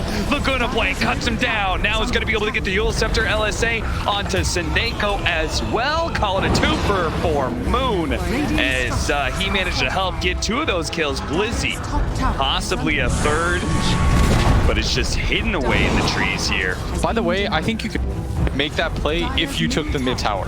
This is why the mid tower is so important. But Wraith, he just got immediate support. In that situation up at top lane, though, Navi, they just overstayed their welcome. And that seems like it's sort of the story of this game so far. It's whoever overstays their welcome just sort of gets wrecked. Both teams being a little bit sloppy. And MINESKI wants to win the last fight, but the Golem is coming back up for the Warlock. They should not feel like they are that much stronger. A very even game, it seems. 5-8, 17 minutes in with a 2,000 net worth lead for MINESKI, but they do have the faster lineup. And they do have that Midas plus Radiance on the Wraith King. Denied tower. Once again, the tier 2 was denied by Moon. Now it's Blizzy's turn to deny the tier 1. And if you're Nico, baby, you want this game to sort of reset for yourself just a little bit at least. And he's 0-0-3. He feels like he's done a perfectly adequate job. Things seem fine. Hasn't died once this game. First to be able to cross that 10k threshold as well from all those farming items. Probably telling his team, let's just chill until every single time reincarnation's up, we can take one fight. And then from there, the split push. But I love this. The Blink Dagger pickup from the Sven. Navi trying to enable some earlier timings for their cores because those cores are kind of greedy. Certain items like Blink Dagger can speed your lineup up. Smoke up from Navi as they start moving across the map. I think the next timing though is BKB. Like they've got a few shots at this, but once Sven gets BKB, this is when he's going to ignore the Radiance. He's not going to care about any of that. He's going to get on top of the Wraith King, and he's going to pop his first and second life so quickly. Like Wraith King does not come that equipped with armor, which is why he has to go for the AC. I think one time we saw this matchup and he didn't. Oh, Science! He's been nice very headstrong about who he wants to go for, just always trying to gun down Moon, but keeps on being repelled back by that Yule Scepter. I don't even know if I can really call that a pickoff, considering he just sort of walked into his waiting arms, and now the push towards this bottom lane is finally going to come. They faked it out towards mid last time, but this time around they will finish that commitment to the tier 2.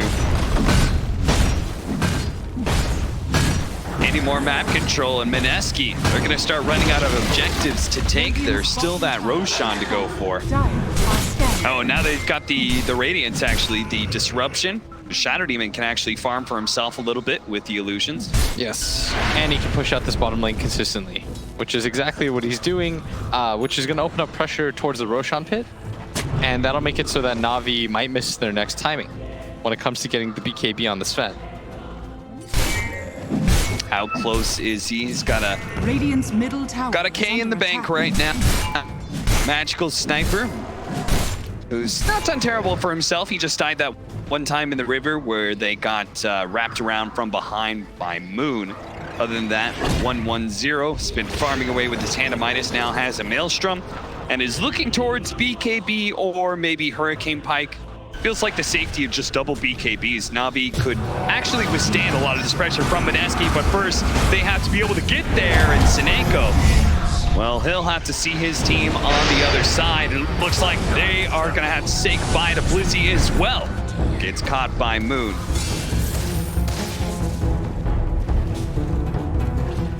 Two more heroes being fed away by Navi, but similar to the previous game, I mean, sometimes you have to throw away heroes for space. And the most important hero in the game is still going to be Magical, who he wants his team to buy him time. He's got a Midas, he's got a Maelstrom, clearly wants to drag this game out, extend the range of the game too for himself. And their team fight is set up very well to protect him. Yes. So all the damage items he has right now, that could be full beneficial. I mean, the best part is that he's got Warlock Rock. That's the, if you're a core player, Warlock Rock is the best just as a defensive fight resetter. Yep. You got a tanky core in Sven, who with the Blink Dagger to be able to start fights for you, has the War Cry to be able to make everybody a little bit tankier for you as well. And it looks like it's just going to be another little bit of slower game, much like our last one, where both teams are maybe not content with the farming that's happening. I think MINESKI would love to be able to take some more objectives like that mid-tier 2, maybe get themselves a Roshan, but first they have to take map control, and Navi has been rapidly throwing heroes down lanes, trying to push waves out. Yeah. By the way, I think that was BKB fully completed for Sniper. That is a massive pickup. And I think part of the reason why he decided to go for that instead of Hurricane Pike is because I think he understands the position his team's in. There is a decent chance that if MINESKI is going to put a stamp on this game, it's in the next 5 to 10 minutes. Yeah. So get this BKB, be safe, don't be stupid. So many sniper players or players of these squishier heroes avoid going for the BKB, and they'll get the flashy item. Get the Hurricane Pike. You know what that leads to? Getting stunned and dying in 2 seconds. You get disrupted by the Aetherland Shadow Demon, follow-up stun on the Lina. All of a sudden, all your net worth, highest in the game, useless.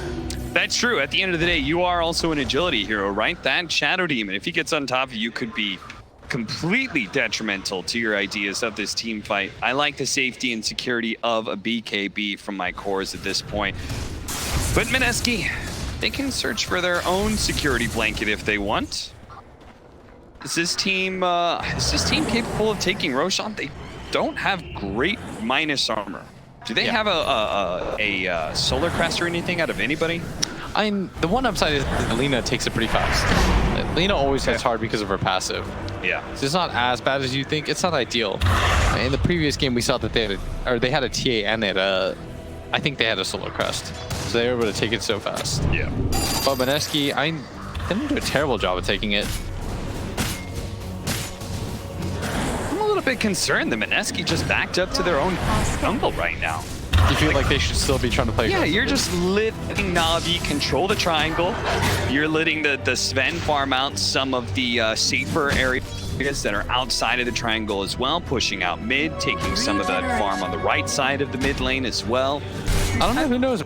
Maybe the Wraith King plus Lina can carry this. Remember we saw earlier in the year, we saw like a Wraith King go Echo Saber. That's right, that was Ajit at the summit. He was against his Sven, and he went Echo Saber after his Radiance. And then he just got 2-shot every time because he didn't have an AC. Yeah, that can't possibly be the build. Like, you would think that the core concept of Wraith King would counter Sven, right? Because Sven is very heavy on that burst. And so you think that second line would matter, but if you don't buy armor items, oftentimes it doesn't. Which is why he's going to go for the AC. He saw the summit games. He was like, that was a terrible idea. Echo Saber after Radiance. I do not want to replicate that. It makes no sense. Hey, there's our first, not Solar Crest, but smaller one in the Medallion of Courage. Would definitely help them take Roshan faster. And I do really want to see them take Roshan, just to be able to play with that kind of fearless drive that an Aegis allows you to be able to do.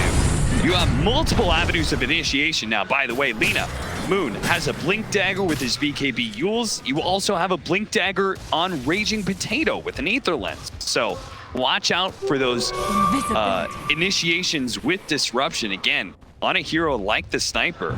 Yeah, I could easily see the reason he went for the Blink BKB is so he can get to the back line, make life easier for himself. Moon's trying to do just that right now. Not with a Shadow Blade, but with an Invis Rune. As the rest of his team is pushing forward towards where he's at, they're going to be able to smoke pop onto Blizzy here, quickly taking him down. And Moon knows that Magical's somewhere around here, but Magical does manage to get the BKB off first. The rest of Navi, who are pushing forward for bounty runes, quickly TPing to the other side of the map. Zayat. He may just try and roll forward to get that other bounty rune. If he does, though, it's going to be met by Raging Potato, who does get the instant disruption. Nico Baby's here to catch him with the Rayfire Blast as well. Earth Spirit does not get a chance to roll out of this one. You know what's odd is that both teams are hitting their item timings, so both teams are okay with the pace of the game. Yeah. It's always weird when that happens, because neither side is really playing with that much urgency. I think Navi's content to just sort of let them get these individual pickoffs, and MINESKI's content with just sort of getting a little bit more map control at a time. This is one of the TI best of one syndromes where you're just a little bit afraid to make moves. Yeah, and is that more beneficial to Navi because we both agreed that they had better late game, or is the timings of AC and Ashiva's around the same time for this Lina and Wraith King, is that just going to completely negate Navi's farm on their big physical damage cores? I don't know if it'll completely negate it, but disruption could save. Raging Potato also managed to get the purge. They have Yule Scepter. No stun to follow that up because they knew Crystalline was going to use BKB, but now they have to get a Golem, but a Primal Roar. Assassination. They managed to get the Black Hole right on the roll, and he can't get to KB whatsoever, but they had no damage to be able to follow it up. Nico Baby was just a little far away. A great upheaval, slowing everybody down. Magical responding to Moon, but Moon with the double damage, he can actually fight through that BKB, but Magical does manage to get to the high ground, so instead he'll turn back to help finish up Zion. Multiple buybacks from MINESKI. They need to be able to get more out of this one. They do manage to get Snako. A self-fuel trying to defend against Crystalline's best possible. Disruption there as well. Soul Catcher, Crystalline's a little bit low. Oh no, and LSA actually barely clips them. They do manage to get a shot on Crystalline, but Moon is still dead. Nico Baby trying to finish off another round. And the Shadow Poison to be able to finish off Crystalline. But Nico Baby in his second life, look at him, he's just getting poked to death by Magical. Pew, pew, pew. Takes down the carry of MINESKI, and now Ninja Boogie will fall as well. MINESKI buying back to try and take that fight. They said this is going to be where we break Navi, and what a big pop there from Raging Potato.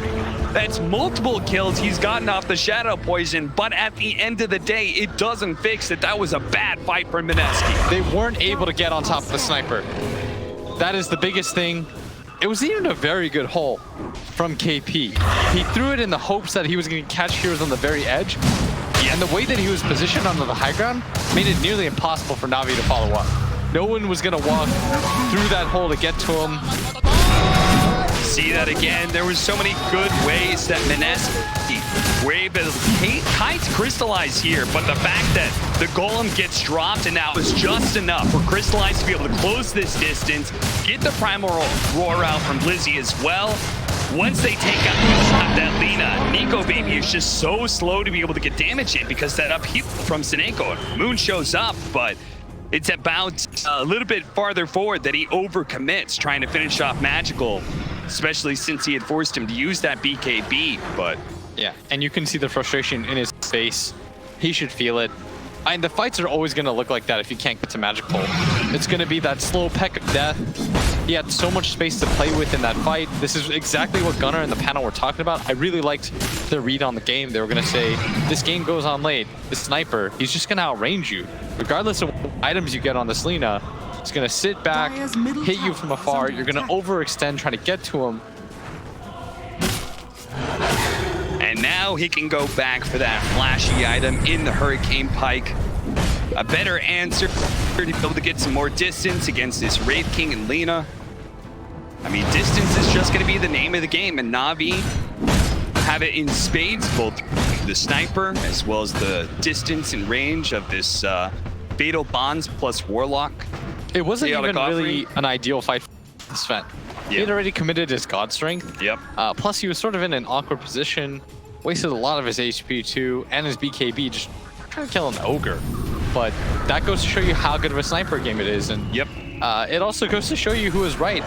In the game of Chicken, where both teams were willing to farm, Crystallize dodges point blank as Blizzy, trying to find the angle right now, does have the roar, doesn't want to use it on Nico Baby. Nor does he want to use it on Ninja Boogie, so this is just going to reset things for the time being. Magical thought about walking up that hill. Let me tell you, Cap, no matter what you think about the game, no matter how far ahead you are, don't walk up hills blind. Dire's bottom tower is don't do it. Dire's structures are MINESKI, fortified. knowing that that fight was kind of spoiled by that fast reaction of Crystallize. They just send Boone, go get one of those bounty runes. He's gonna try and push in the mid lane, but Magical, he's not slowing down one bit with this Aegis. He's gonna quickly chop down, looking at initiation, because the Hawk, they actually spotted out where Raging Potato was. MINESKI did not plan very well for the vision of the Beastmaster, and now the supports are gonna get caught. Ninja Boogie does have a force tap. Gets the low ground, but it doesn't really matter for Navi. They have waited long enough. They say now's our time to be able to wrest control of the map back from MINESKI. We're going to be the ones to take objectives and even threatening going into the high ground. Yeah, they did smoke so that they can sit behind Magical. He's got the Sages, and he's taking this pretty quickly. And the best part about playing Sniper in a game like this, Cap, is you have so much that can frontline and initiate for you. And I mean, just look at the way he's just chopping down this tier 3. We intervene. They're going to force that. The aggressive force. Does manage to get him up into the high ground, but there's the golem drop. It's going to be Ninja Boogie down first. Nico Baby in the back line. They do have the black hole. And it's quickly canceled by the assassination. And that's 3 dead of MINESKI with no buyback. That's why they were so loath to take a fight. But when it finally comes to them from Navi, MINESKI Mineski quickly gets wiped, and that could just be it without buybacks. And this was our concern and the panel's concern. If you throw out the hole like that and it doesn't completely change the course of the fight, your hero's gonna feel way too slow. Oh, look at that. They know there's no buyback. Yep. Nobody bought back, and there's no hole even if they had it. They've got Aegis, they've got the Solar Crescent Sniper, Navi, they've got everything up. They're daring Mineski to do something about it. Mineski, though, only need a few more seconds to be able to get there. You gotta find out. Overextend themselves on the Thorn. We'll have to see as they make the initiation on a Blizzy. Trying to finish off, not quite enough. So now they have to deal with a Sniper who's trying to hit that Throne right now. It is going to be Blizzy down from the Laguna Blade. They're going to be able to catch the Sniper as well. Of course, use VKB. That's the Aegis. He won't have the Magic Immunity in his second life. This is trouble for Navi. They're going to have to leave Magical behind. They took the tier 4s down, but did they just throw away so much of the game? They just gave away a wicked 6 streak to Nico Baby. It depends on what you can do with it right now for Mineski. There's no bounty runes to go for, which is unfortunate for them, but there is a mid tower for them to go for. You have to claim some real estate back on the map. It's still only a 3k gold lead for Navi, but you can see how impossible the fights feel. Navi aren't just diving their base to try to end the game.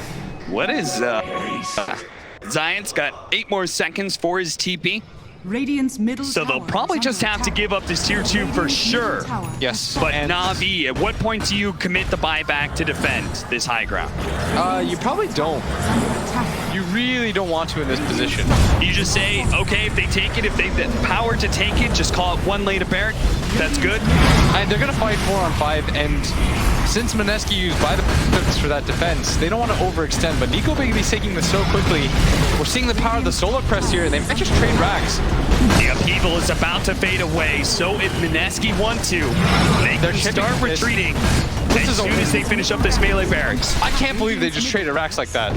Mineski, they just sort of went for it, and Navi weren't prepared to fight. Navi really don't want to let Mineski be able to get away for free, especially with a sniper up in 2 seconds time, but Mineski, a clean escape. And the gold lead has been just cut almost completely. Even with the Aegis, if the sniper is in that bad of a position, if you overextend to try to end the base like that, yep, you're going to get caught out. They are going to get on top of you. What's really helped so far is his team's able to frontline and get so far ahead of him that he can just kind of choose his fight. But there wasn't a lot of open ground for his team to cover. It was either where they were or the fountain. 10 minutes go. Mineski, we're up by almost 7,500 net worth. Just a minute or two ago, it was Navi up by 5k, and now we find ourselves in a dead even game in this best of 1, the last series of the night. Both teams feeling the pressure of TI building up, and some of the cracks have begun to show. Yeah, and Navi gonna do the smart thing, try to reset the game for themselves, take the shrine, but Mineski is just doing the exact same thing. And they have taken full advantage of the fact that Navi did go for that ill-advised fight, trying to end the game right there. They could have been happy with just taking the racks, but felt like they sensed blood, The buybacks. They may not have it on Nico Baby, but the rest of the team could be getting their buybacks soon. They do have BKB, an Aghanim Scepter for the Lina. That's such a big pickup on her. This is your sniper killer at this point. Yeah, I mean, when he's only sitting at 1,800 HP, having a nuke like that, half his HP just through the pure damage of the Laguna Blade, will certainly do a lot for Moon if he can get there. Rage and Potato actually has his own.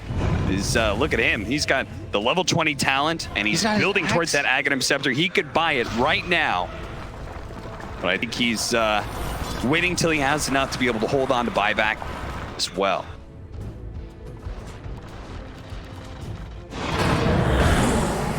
That'll be pretty scary, especially if he can manage to get up to level 25 in the next 4 minutes, which is what we're waiting on for Mineski, I believe, as Nico Baby doesn't have that buyback. We also have Roshan, who could be spawning quite soon, and that's why we're going to see a smoke from Mineski.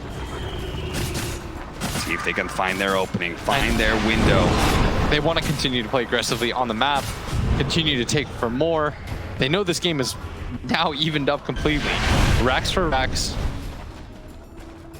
Navi gave you a second chance in this game, Dire's middle tower a is under second attack. opportunity to be able to make it through this just crucible of the best of ones in this playoffs and move on to the next round. But how are you going to take advantage of that opportunity? How are you going to be? Are you going to sit back and farm and wait till you have your buybacks, play it safe in that regard? Or are you going to try and challenge this Roshan that Navi is very clearly setting up for and just spawned? Looks like they're content to chill for the time being, but I mean, they've got to get back to this Roshan pit cap. The benefit of Navi actually losing their mid-racks here is that they can just kind of defend the area. Look how quickly it goes down with the inner beast and this minus armor and all this physical damage. MINESKI, they're moving over nice and fast, but the Hawk has already spotted them. They have to respond to this in... Nope, out of time. It's not going to be fast enough, and now, if anything, MINESKI could get caught, and that's exactly what Zions is planning on. He blinks forward, Soul Catcher on him, almost finishing him off, and he does manage to get a 4-staff down at the low ground. Disappears with the Glimmer Cape, and the shots from the Eidolons will not finish him off. So, Navi do manage to get that Aegis, and she's for free. MINESKI do not get caught, though, in their awkward positioning, but they're also not slowing down.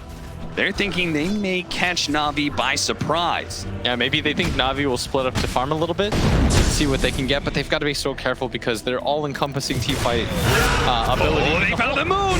They managed to get the assassination, given enough vision for Blizzy to be able to get the Primal Roar, and this is very likely going to be buybacks forced out. They already used the God Strength from Crystalline, so he wants to use all that damage to try and take down the tier 2 if they don't find anybody else. And MINESKI immediately go for trying to split push the map. They're gonna have to come back soon at this rate. Oh man, it's catching another one. Zion is rolling in, trying to catch Raging Potato. That would be a massive kill, but now he's been caught with Soul Catcher on him. It looks like Nico Baby should be able to quickly bring down Zayed, and again, he has overextended himself. Yeah, and this is just going to be a 1-for-1 with the tower. Secure the shrine, Navi. This is the right move for them to take. There's no other tower that they should be pushing with Moon in a position to come for the buyback. Especially with the level 25 coming in for Crystal, as well as an Assault Cuirass. That is a massive upgrade. Yeah, plus he doesn't have his ulti. It's fine. Just chill out. It's the onus is entirely on MINESKI. Yeah, and to be able to find a way out of this game. I still think this is a very hard game for them, but it does feel like they're making very good decisions. They're being aggressive on the map. They're trying to take fights even when the enemy's going for an Aegis because they know that they're sort of on a timer. Like, they're still playing with that sense of urgency. Yeah. I just sort of feel like it might have been a little bit too greedy with some of their picks. Yeah. They still can do it, though. I mean, the best part about this Enigma is all it takes is one. That is true. Speaking of that one, KP, Mech, Blink Dagger, Midas, Solar Crest, Vlad's, and is going to be working towards a refresher. That may just be what MINESKI needs to be able to turn this game around. Let the black hole get canceled, the first one, by the Chaotic Offering, and surprise them with a second one. It's the roar on top of that, though. That's the problem. That's true. And they've got long-range silences. I think Sniper, what talent did he go for on 20? He decided to go for the Assassinate Cast Time. I love that talent. When you need quick cancels, he's almost never going to get caught by the hole just based on pure positioning. So being able to cancel it himself on top of that is so important. And KP also isn't going to go for a BKB or anything like that, it looks like. So they've got multiple ways to cancel the cap from range, from distance, with no commitment, without having to expend the rock at this point. I'll tell you, Blitz, it has been a long opening day as we are closing in at midnight here in Shanghai, and I can't imagine how the players are feeling right now. 41 minutes in a best of one elimination on the line. Worked so hard to be able to get here. Navi, they've worked all year long to be able to get here, while MINESKI have had plenty of shakeups. Nico Baby charging up into the high ground. One of the few heroes that can ignore the high ground rule and just face tank. But Navi, they chose not to take that fight around the Raid King. They're instead going to push into the top lane. Let Magical start laying down that damage onto the tier 3. And this is what led them to getting Rex in the first place at bottom. Got the disruption. Now Raging Potato in some trouble. They do manage to get the force staff away, slowing down the Sven, but they're going to use the Power Roar as well. He does have buyback. And with his heavy commitment coming out from Navi, they need to be able to get outside of the base, back to safety, but Nico Baby just won't let him. He's going to stay on top of Crystallize. Now the BKB's already used, and Magical's at half health as well. He's going to go for Snake, but that will summon a fresh golem. MINESKI need to be careful with this one. There's the golem with the Fatal Bonds as well. Nico Baby tied up to Moon. Doesn't care though. Keeps on marching forward. Does manage to get the stun. A follow-up stun as well on the Magical, but Moon has been forced away. A blink back now from Nico Baby, but Zayas sees that opportunity to be able to slow down the hero. He's gone down. Finish up the Enigma as well. The roll in from Zayas. Managed to nail the Wraith King, but dodge another stun with the disruption. Moon, now he's the one who seeks weakness as he blinks forward, but Zayas has already rolled a little bit too far away for the Gold Scepter. Same goes for Raging Potato. He does manage to get the Purge, but there is a roll away from Zayas. As they see the buyback from KP, Navi is on full retreat, and MINESKI is on the hunt, but they can't seem to find anybody. Not yet anyway. 4 seconds for a blink up for Nico Baby. He's got a blind blink in over and over and over again, but Navi are just too damn fast. They will not be caught by Nico Baby. They will just give up their shrine and say, that's fine with us. Force another buyback. All right, so 2 things about that fight. One was the initiation into the base, all inning for the SD. Yes. Not really sure what that was all about. Yeah, I was like, do they know he doesn't have buyback or something? That was a curious one. And then I saw he died, and he did have buyback. I mean, it is important for him to die. He's got the Aghanim Scepter, reset on the disruption, but not so much for diving behind that base, using your cheese, because part of what happens is you force your sniper out of position going for this play. Yeah. Secondly, it was KP. He was in the trees at the top area, and then he just got caught out and died. Yep. Maybe if he has Black Hole, or if he's able to catch the backline, he can get some sort of hole for his team, but just got caught out before he was in any position to do so. I was very surprised that Nico Baby gave up on that chase and turned towards Seneko. When he had Magical, he could just keep running at Magical in that place, and Magical wouldn't be able to turn around like he did later. And you can see KP hiding in that top area. Ends up getting caught. Just, you know, this is his signature Enigma, but hasn't had the impact that we've seen in the past. Yes, not at all, but it is very hard Enigma game. When you're staring down a rock plus roar plus the assassinate. But at the same time, you chose to pick that hero into these. There's no way that KP said no to this hero, and they picked it anyway. He had confidence he would be able to pull something, some sort of rabbit out of the hat against these hard counters. There's so many hard counters, Cap. Everybody comes equipped with a stun or a way to cancel it on the side of Navi. It's not even like they have an all melee lineup either. Oh, Zayas is gonna be stunned up. Missile play just to make sure, and an instant buyback coming out. Navi, they really want to take this fight right now. It seems like it with a buyback coming out from Zayas.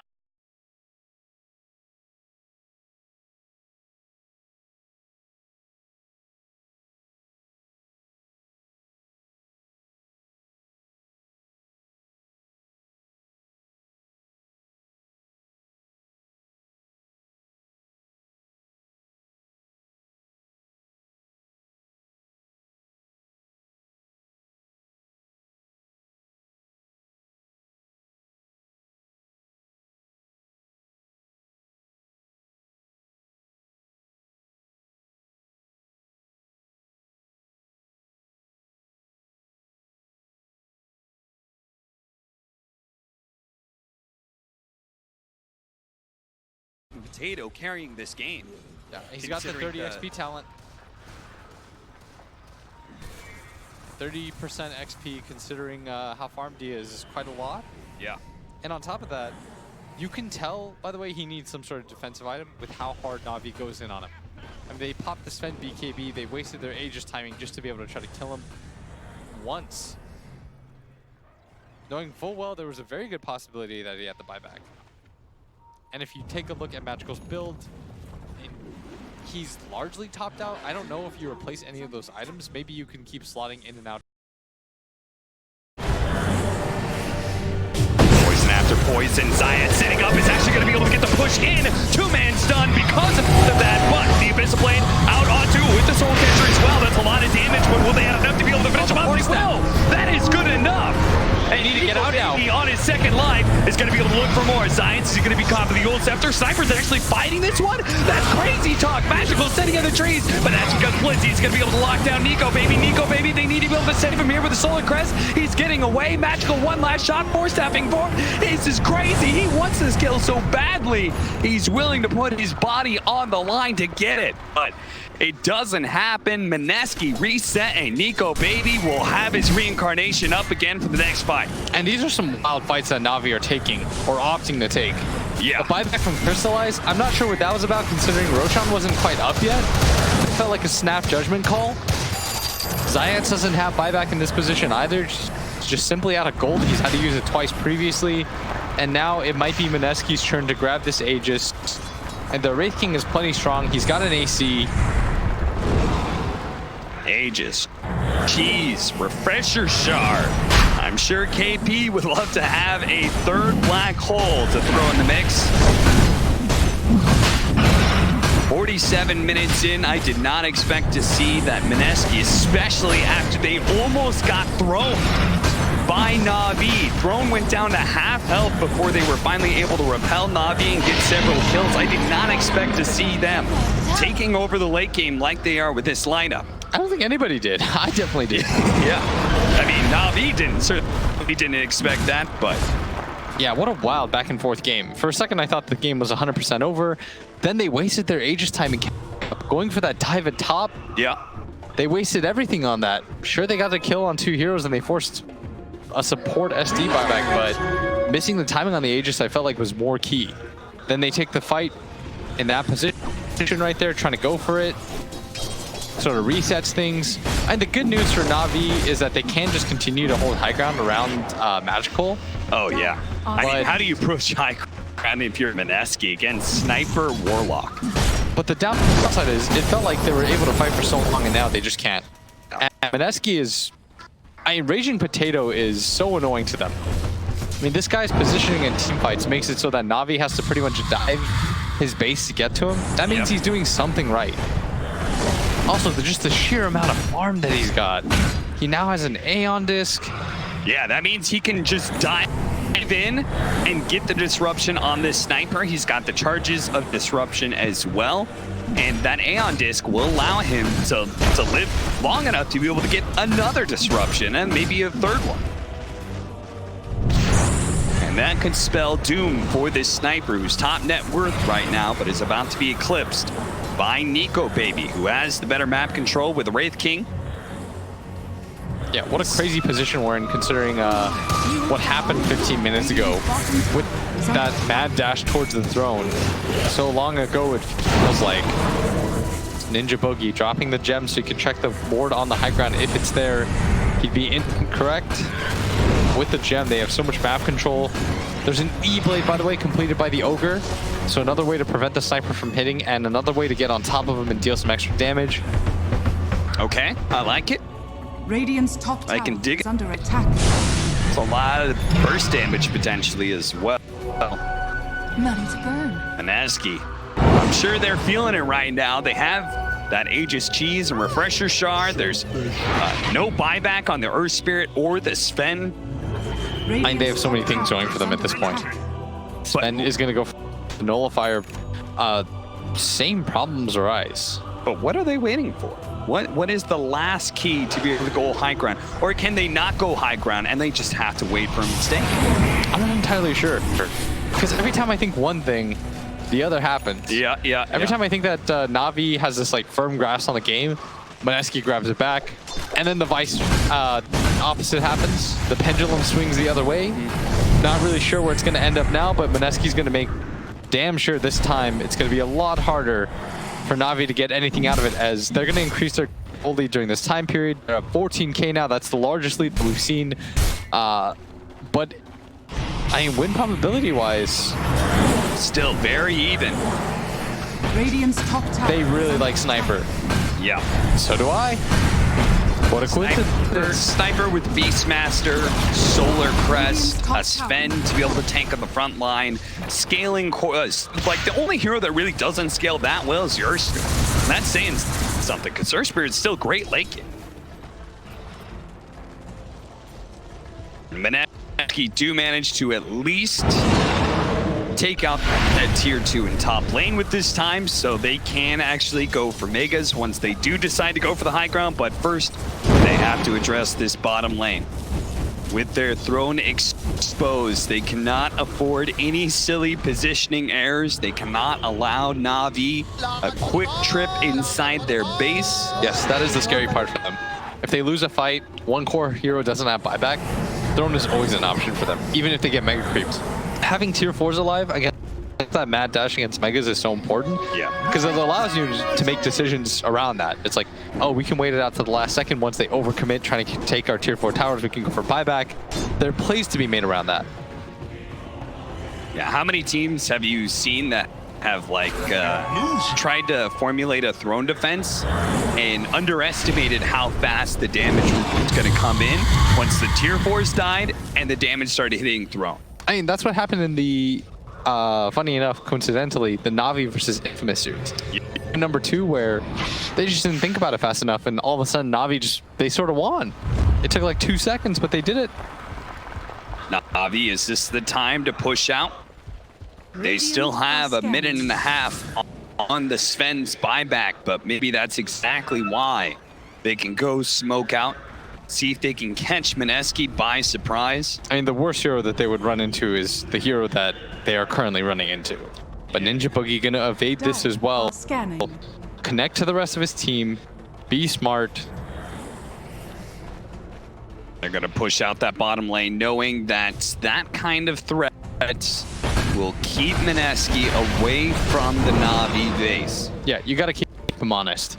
You got to go for some sort of maneuvers once in a while. Yeah. If you make no sorts of plays like this, all that happens is you get hemmed inside your base and you march slowly towards that death. Yeah.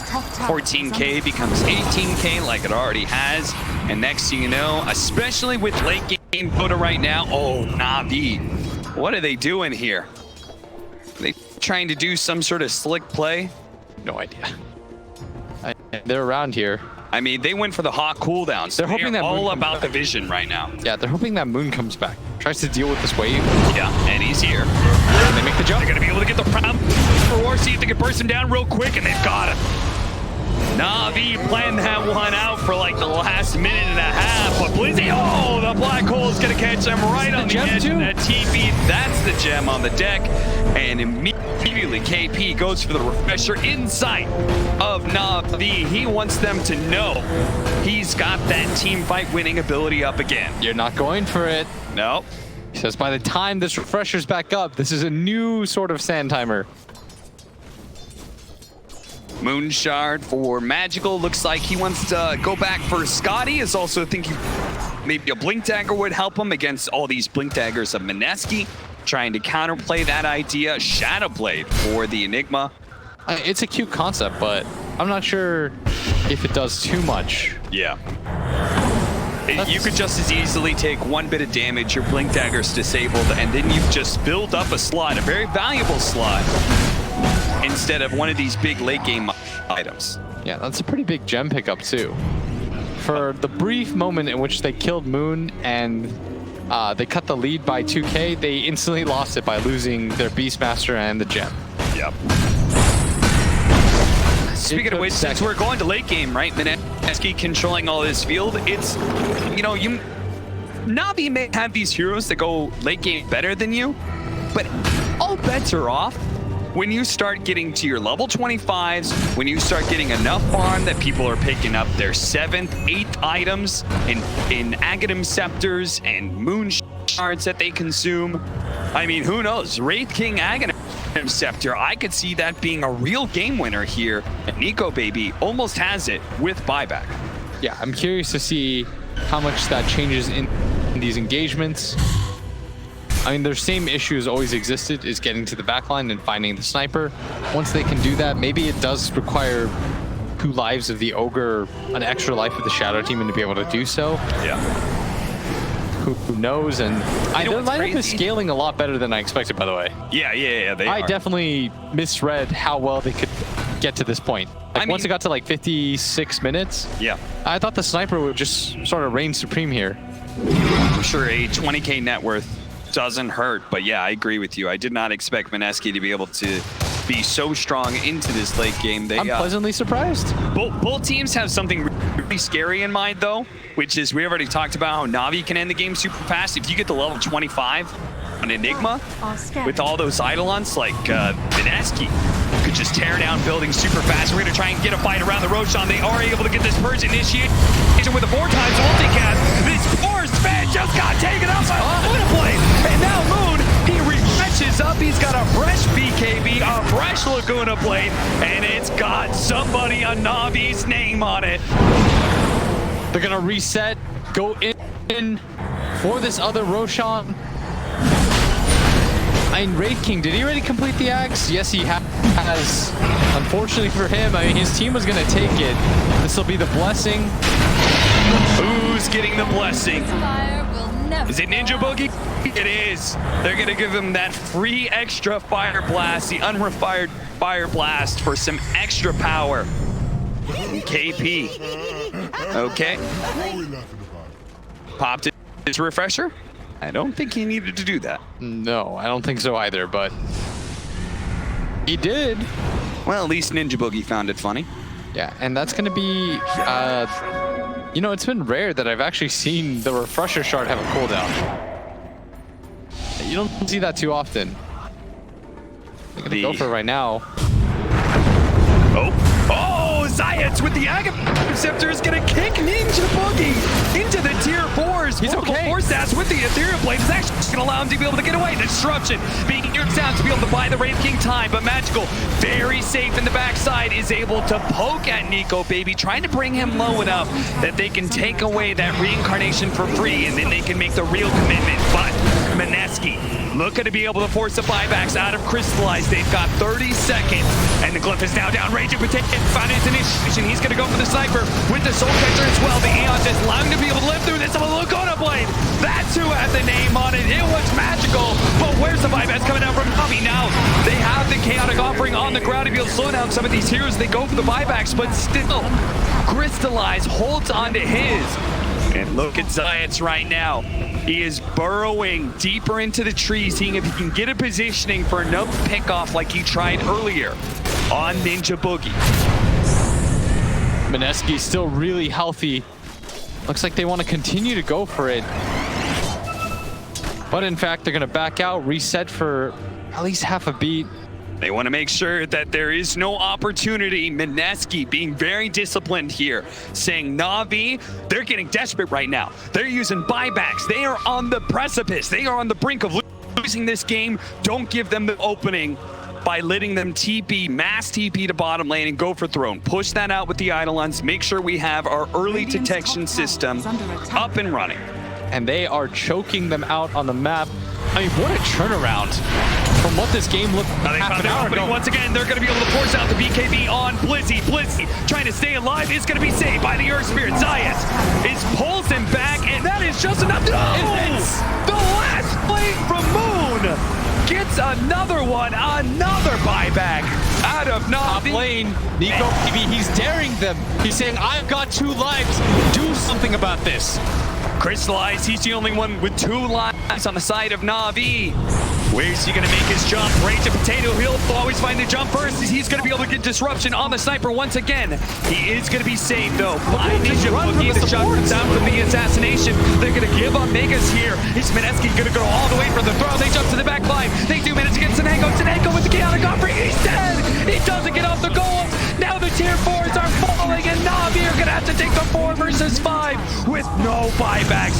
Look at this. They're going for the baits. They're rolling. It looks like MINESKI, they're actually just trying to go for the throne as quick as possible. MINESKI is there to be able to respond. The throne is dying. NAVI, Crystallize, he can't hold it in time. The Rainfire Blast will stop it. And it looks like MINESKI, they've got it in the bag. They'll finish up the throne while simultaneously defending their own. That's it. Take it just as we pass over an hour. They hold strong. They hold discipline. And they finish off NAVI. And you could see KP with that look of disbelief.